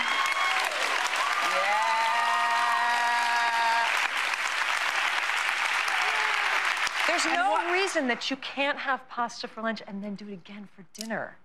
That's what I realized. There's no reason you can't have gelato before breakfast. That's what I told myself. I was like, for these 4 months, Liz, you have always been so driven, so organized, so responsible. What if you just did what you wanted that would make you happy every day for 4 months? What would happen to you? And how horrible would it be, really? You know, because the things I wanted were harmless to anyone else except maybe, you know, my genes. Yeah. J-E-A-N-S. Yeah, I know. Yes, but what I loved about it, you ate it, and then there wasn't, you know, as we all do, I still do, you know, you eat it, and then you go, oh, God, how many calories is that? I shouldn't eat that. And then now I can't eat for 2 more days because, you know. I was like, I'm not doing that. Yeah, you didn't do that. I'm not, I made a rule. I got disciplined about it, about my eating, and the discipline was, I'm not doing that. You were disciplined about pleasure. I was disciplined about my pleasure. I'm not going to beat myself up for something that is so simply wonderful as this meal. And I have to say, like, I don't want to become, you know, like the binge guru, you know, but and I do think there's a difference between eating 6 packs of potato chips over your sink at 4 a.m. and going to Rome and having a meal prepared by masters. That pizza at Naples, it was a religious experience. I want to go there. You know, at one point we were talking about you know, our producer's so great and everything. Let's bring on the guy who makes the pizza. I go, I don't want the pizza in my studio in Chicago. I want to go to Naples and have that pizza. You have to. Yes, the whole idea is to go there and have that pizza. Yes. Elizabeth started her journey in Italy and then traveled on to India. So what were you searching for there? I was searching for inner peace. Yeah. I wish there was less of a teabag motto way of saying that, but really, you know, and I had started yoga and meditation before I left, and I knew that it was going to be my way and that I needed more of that. And actually, I guess really the best way to say it was I was trying to establish a lifelong relationship with that interior voice that I met on the bathroom floor. I was trying to find, how do I get there and how do I keep that and how do I hold that? And it seemed like a monastic environment would be the best place in which to do that. Really? Yeah, because? Yeah. Well, the year was about really dedicating myself to each one of these aspects, right? First, there was the pleasure. Okay, full out, Italy. And then... You gained 24 pounds. Yeah, and then I thought, well, that'll just fall right off with the parasites in India, so it doesn't matter. and then it was to India, and the idea was the reverse, the other aspect of what you can only do with your human life. Know who you are. Where did you come from? What are you made of? And there was something about that yogic path that really appealed to me, and the idea that you do that through silence and you do that through the discipline of meditation. And I really wanted to go pursue that full out. Yes, and then you're writing. This is so funny. I was reading, I had already read it, and then some friends came to my house, and so we're all like reading again together. Oh. And one of my friends said, oh God, I want to go to an ashram. I go, keep reading. Just keep reading. Yeah, it ain't a spa. Yeah, it's not a spa. Yeah. And you're sitting there and with the 22 mosquito bites. Yeah, yeah. I did a little meditation test on myself one night. I said, I'm not moving from this place. I'm going to meditate. And then came the mosquitoes. You know, and I thought, I'm not going to slap at them because I've spent my life slapping away at every little reflexive thing that irritates me. And I'm just going to sit through this to show that I am the master of myself. And we're going to start with the mosquito bites and then work down to the soul. And, you know, what did that teach you? Stillness. I mean, stillness. None of this works without stillness. One of the great, teachings that I learned in India, that's this ancient teaching there, is that silence is the only true religion. That is the only place you can really find it, is in stillness. The Zen say you cannot see your image in moving water. You can only see your image in still water. That's right. And the Bible says, be still and know that I am God. There it is. And I was somebody who had never learned how to sit in my own company without driving myself insane. And I think many of us are like that. And we set up our lives so that we do not need to be with ourselves. I was in an elevator in New York the other day, coming up in an elevator, and there's a television set in the elevator. With, so heaven forfend, anyone should have to spend 8 seconds alone. Yes. Yes. Because it's so scary. It's like, oh, good, Fox News. Yeah. Like, I don't have to think about me or my life or my existence. Right. This is painful. Yeah. So you're there and you learn to be still with yourself. Yeah, over time. Over time, over time. And on page 142 in Eat, Pray, Love, you talk about this moment. You say, it's humming up from the base of my spine. So you're in a meditative state at this point, right? My neck feels like it wants to stretch and twist, so I let it. And then I'm sitting there in the strangest position, perched upright like a good yogi, but with my left ear pressed hard against my left shoulder. I tried to do that, and that was hard. I don't know why my head and neck want to do this, but I'm not going to argue with them. They are insistent. The pounding blue energy keeps pitching through my body, and I can hear a sort of thrumming sound in my ears. And it's so mighty now that I actually can't deal with it anymore. It scares me so much that I say to it, I'm not ready yet. And I open my eyes. Yeah. The power. The source of it all. I mean, that's where you go in meditation. If you stay with it long enough, you go back to where you came from. You go back to the generative source of the universe. And it is impressive, and it can be terrifying. And part of the reason that in India they have this ancient tradition of setting up an ashram where you go and meditate with masters and yogis around you is because you need help through that, because it's scary. Wow. It's a journey to a place that most of us will never go. And you describe in the book about being in the palm of God. Yeah. Being in the palm of God. Yeah. I want to know what being in the palm of God is like. And how is God? Be right back.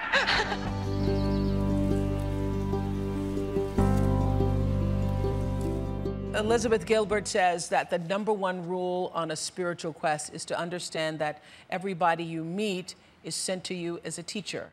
And at the ashram in India, she befriended an interesting guy from Texas named Richard. Come on up here, Richard. Richard's here today. Hi, honey. Thank you. Thank you.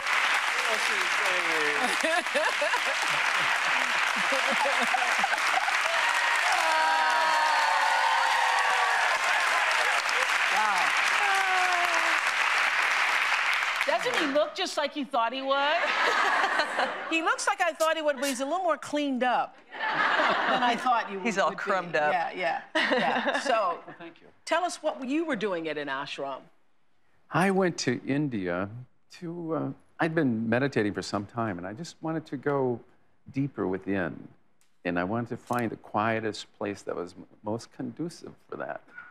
So I went to an ashram in India. The particular ashram that was the mother ashram of the path that I was on. Mm-hmm. What did you think of Liz when you first met her? Go ahead. Well, she seemed like a combination of Henny Penny and Chatty Cathy. And she had these issues of a lifetime swirling around her head like flies, and she was just kind of going around as if they weren't even there, but yet trying to swat them away at the same time.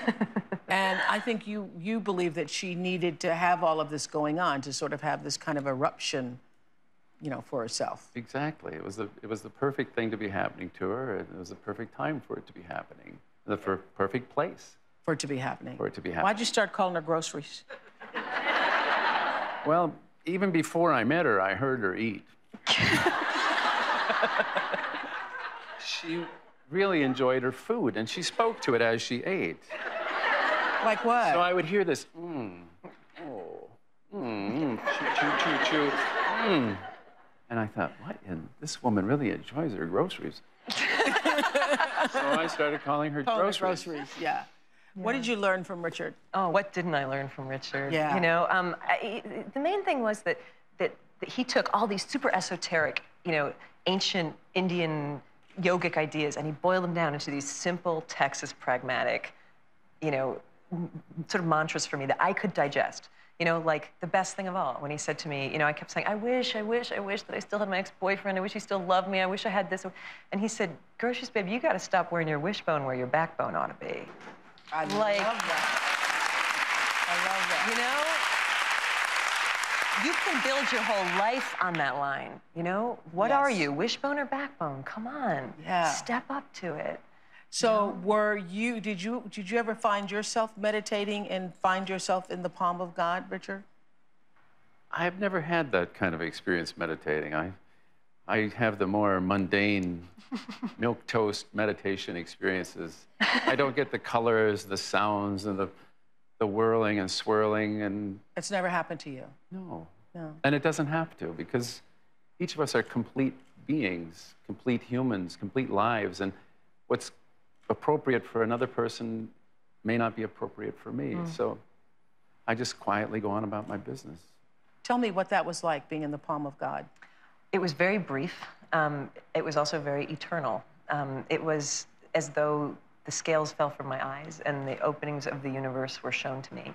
And what I felt was pure, divine, eternal, knowing, compassionate love. And it was obvious. It wasn't even exhilarating. It was like, oh, it was like when you look at an optical illusion and all of a sudden, oh, I see. Yes. It just switched like this. And oh, I see. I am that.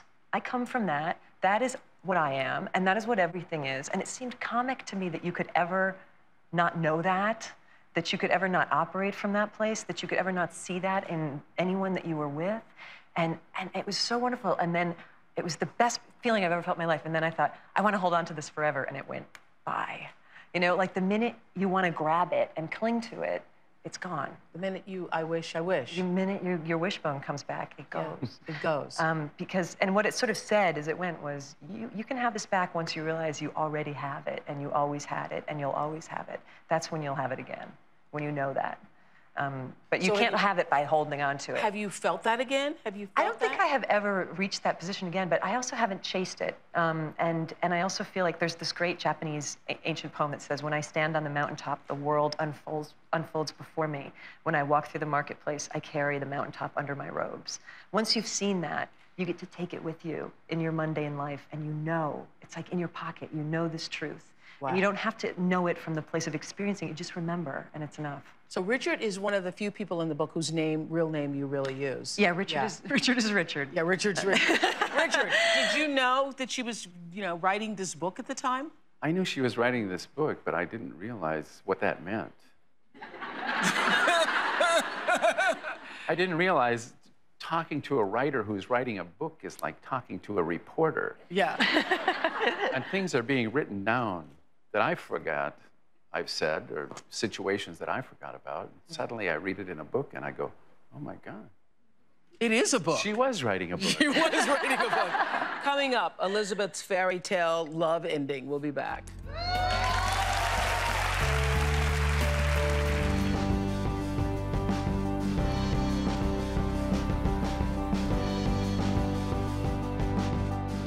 Eat, Pray, Love, Liz writes about the end of her journey in Bali, where she reunited with the medicine man, is it Ketut? Ketut, who had predicted that she would return one day. Then when you got there, you didn't really remember that prediction. Yeah. He didn't have the first idea who I was. Yeah. I was like, I'm here. And he's like... and you want what? My prophecy. Is that Ketut? That's him, yeah. That's Ketut, wow. Yeah. So you go to Bali. Yeah. I went back there following what he had said. You're going to come back here and you're going to become my teacher of English, and I'm going to teach you everything about the world. Yeah, but this is what I never understood in the book. I'm thinking, well, you've been in the palm of God. You could just go home. Yeah.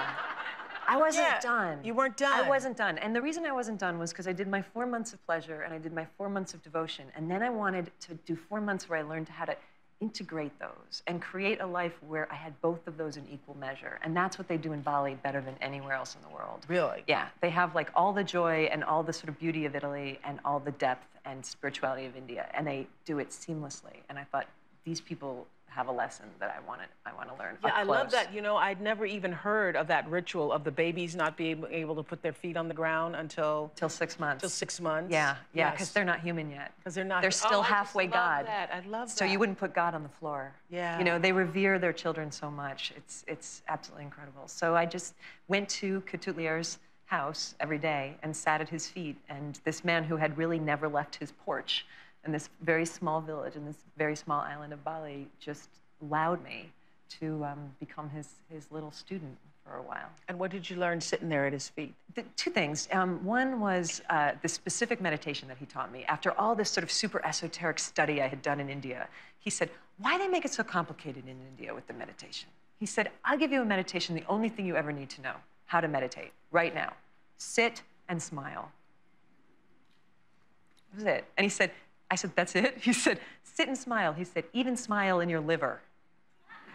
Wow. Smile all the way through. Sit there and smile all the way through and see if that doesn't work a little bit to start to change your life and cause a little revolution in your mind. Changes a little vibration. Yeah. It changes the vibrational frequency. Yeah, amazing. It does. Yeah. And then you found love. Yeah. Yeah, you weren't even looking That for wasn't that. even on the list. I had so given up on that, and I remember going through, I mean, I was in Rome, I was in Italy, where people are like making love on the sidewalks, you know? Yeah. In front of you, and I just remember looking at them and thinking, this is not for you. Yes. You know, Not at you're this gonna, time, yeah. or maybe ever. Yeah. You're gonna have a different kind of life. Like other people get this, you don't get this, but that's okay. And then I got it. When you weren't looking, when you When I weren't looking wasn't at all. looking. I love this moment in the book. Page 287. Felipe finally put his palm against my cheek and said, that's enough, darling. Come to my bed now. Come to my bed now. Yeah. And I did. Yeah, That you was would it. have too. Yeah, that was it. That was it, right? Yeah, that was it. And I love that what he said, it was when he said, that's enough. You know, that's enough. Because we'd been courting for weeks. And he didn't say, that's enough of you not giving me you. You know, Yes. what he said was, that's enough of you on your own in this world. Now I'm with you, come on. Let's go together now, you know. That's enough. You proved it. You can do it on your own.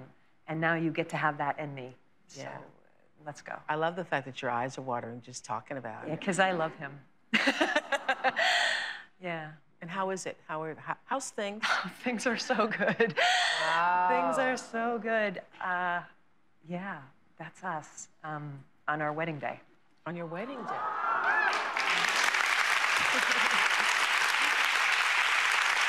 Wow. Yeah. That's cool. I love the way you handle all of this, because when I first started seeing that this was a phenomenon, that everywhere I went, women were carrying it and passing it on to other women, and God bless the men in here who've read it. God bless you.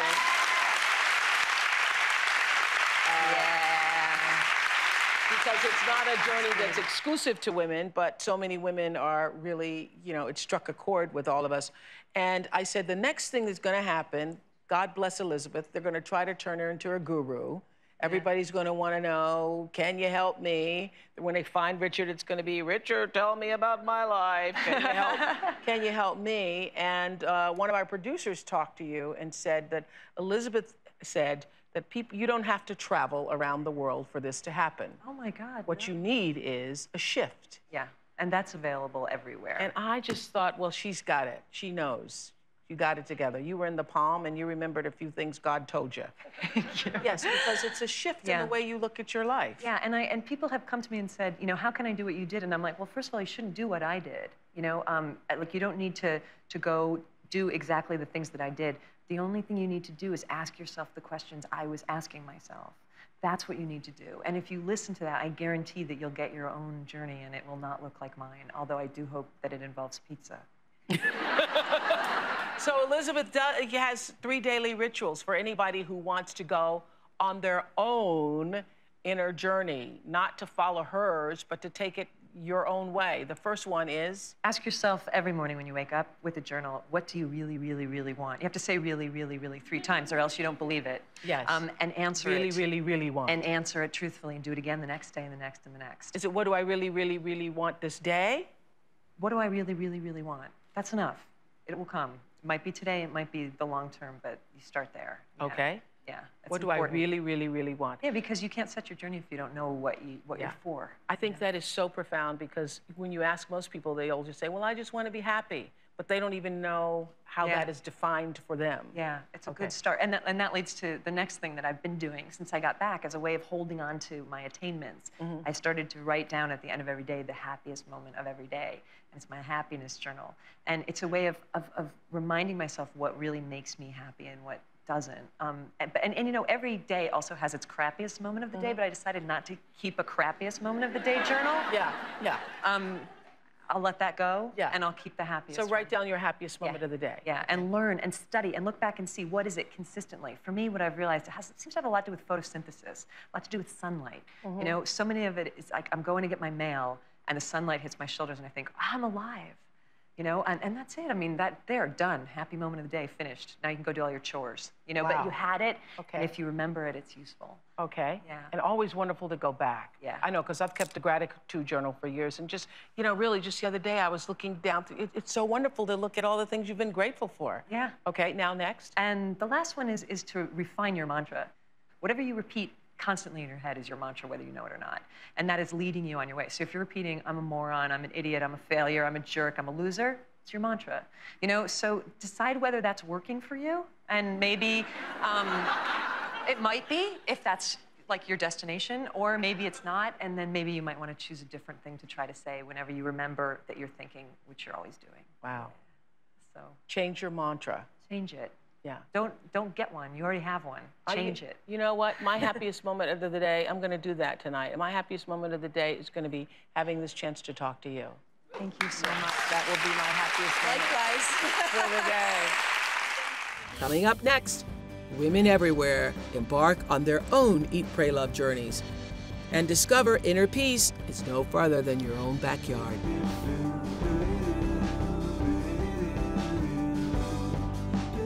The response to Elizabeth Gilbert's appearance on the show was overwhelming.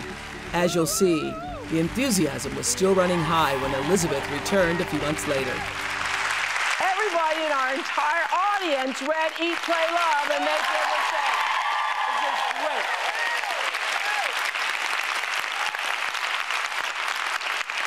I think it's so great. Well, you know, I think the number one question that people have when they finish reading the book, or even during reading the book, is, you know, how can, you know, I can't afford to get up and go to Italy and eat for 4 months and on and on and on and on, Bali and so forth in India. How can I be able to, how can I begin to capture some of this feeling of this journey for myself? I think, you know, Sartre said exits are everywhere, but I feel like entrances are everywhere. And I think that the world would be an even more cruel place than it already is if the only people who were allowed to go on spiritual journeys were people who could afford a plane ticket to India, you know? Because, you know, we all know that people find access to God through those thin places in the universe and the thin places in their lives where you come very close to the divine in all sorts of situations. You know, in prison, you know, in their house in the middle of the night, you know, in the middle of a bad marriage, in the middle of a traffic jam. It's always there. There's an entrance that you can slide through.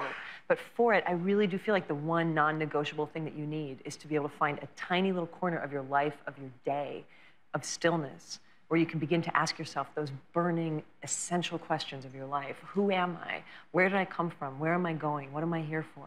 And for that, you need to find a sacred moment of silence to begin to look for that journey. And that's available to everybody. Now, do you still do that? I know we, you know, in the book, in the whole time, the 4 months you were in India, you were praying, you even described being in the palm of God's hand, reaching that, whatever that moment is where the blue light comes out.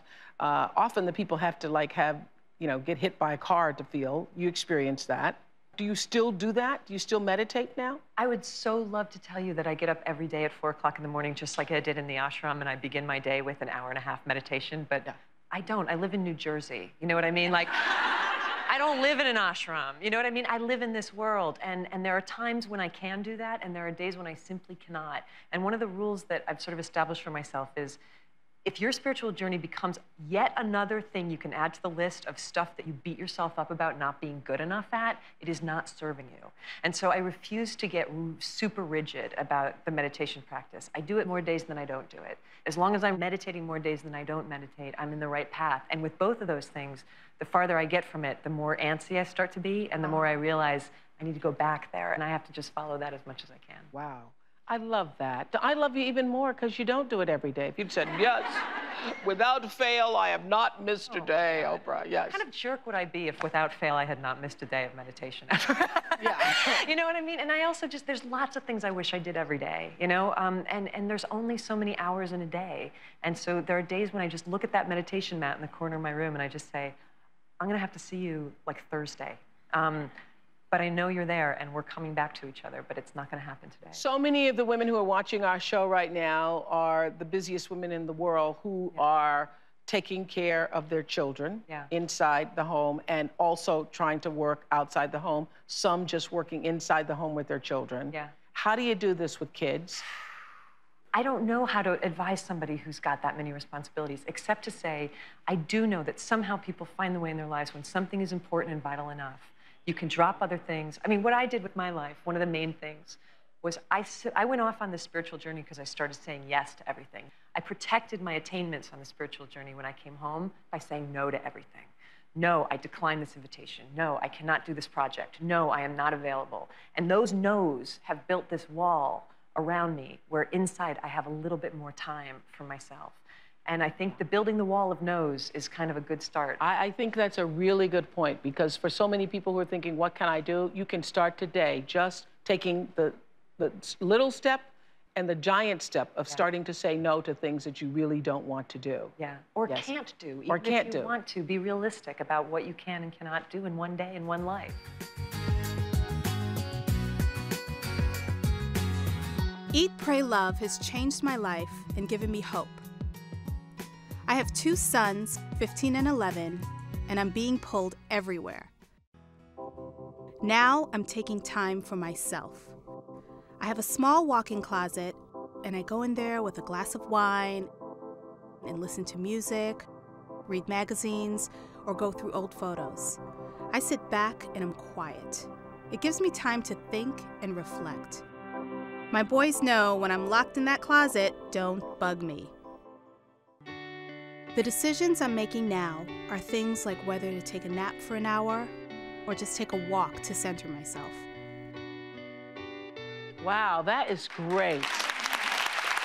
The message is you don't have to travel across the world like Elizabeth Gilbert to reclaim your life. The message is that message that Glinda the Good Witch says to Dorothy.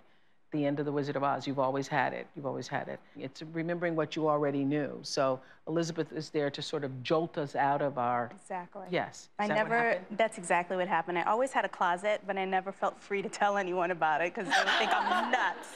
Like I locked myself in a closet, but I read that book and I was like, you know, I have a closet and this is what I do.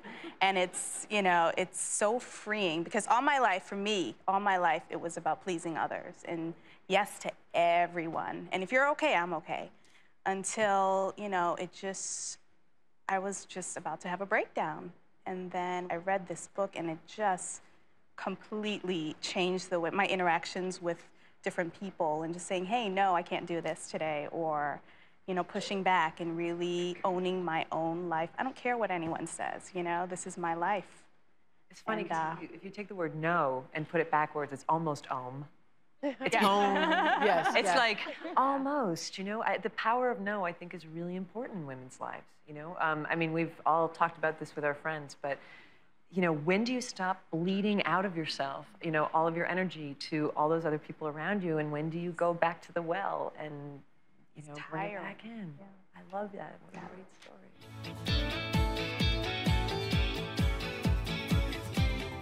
After reading Eat, Pray, Love, I asked myself, why am I not living with passion? What's my excuse? I asked myself the question, what do I desire? And decided to make a list of all the things I want to do one day in life. I wrote down many things like see the Northern Lights, learn to surf, learn Spanish, take a cooking class, and do a stand-up comedy routine. Since writing it, I've gone on to do many of them. I've been skydiving. I went and volunteered in Mississippi after Hurricane Katrina, and in Africa. Here I am with a village chief in Ghana. I have ridden a motorcycle, and I am training for a half marathon. And I've been taking tap dancing lessons, which I love. These experiences have transformed me. Now I have a greater sense of who I am and what I want. Isn't that a big question, Audrey? Yes. What do you want? Yeah. The last time Elizabeth was here, she was saying that that should be a part of our daily ritual to ask, what do you really, really, really want? You need to say it 3 times.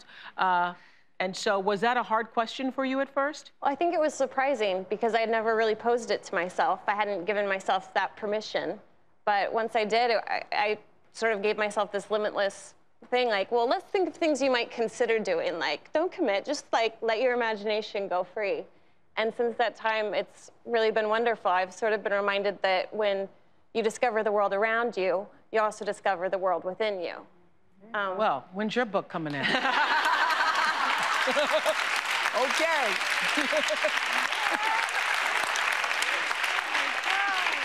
Yes? Well, I wanted to ask a question if I could. Go ahead, please do. Well, I've had this list, and as I've been going through all the things, I'm wondering, how do I accomplish all those things and go through the list without becoming self-centered?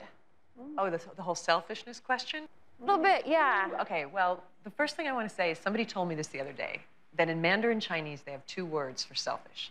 One means doing that which is beneficial to you, and the other means hoarding, greedy, and cruel. And I think it's an etymological problem in English that we've taken those 2 entities and we've pushed them together into one. So we automatically think that anything that we do that's beneficial to ourselves is hoarding, greedy, and cruel in some way. And I think it's actually not the case. What you need to do is look at those things and ask, are any of these things, by learning to skydive, am I being cruel, greedy, and hoarding to anybody else? Or is it beneficial to me? And in fact, it's kind of the opposite, because when you operate from a place of doing those things that help you step into your own worth. You know, when you fill up your own skin with yourself, that alone becomes your offering. And every single person that you meet, you transmit that to, and you communicate that, and you give them courage even if you never speak to them again, because they see it in you. And that alone is enough of a generous offering. Okay. Kind of bring out the best in others by seeking your best. Be a good example, you know? Be a good example for how to live a happy, wonderful, blessed life. That's really good. Thank you so much again for sharing with us. My pleasure. Eat, pray, love. For the 3 that don't have it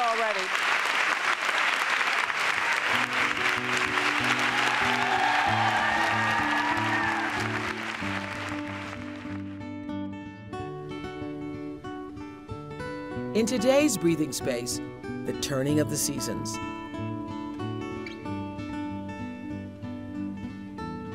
There's that familiar nip in the air, the rustling of leaves, squirrels nosing about. Autumn is back in all its splendor.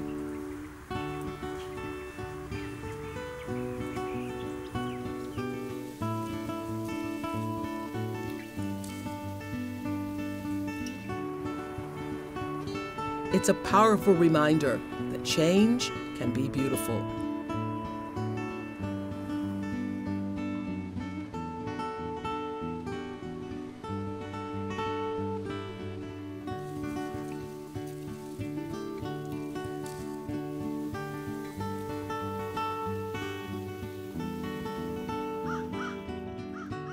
Hope you'll take a moment today to take in this magical and transformative time of year. See you next Sunday.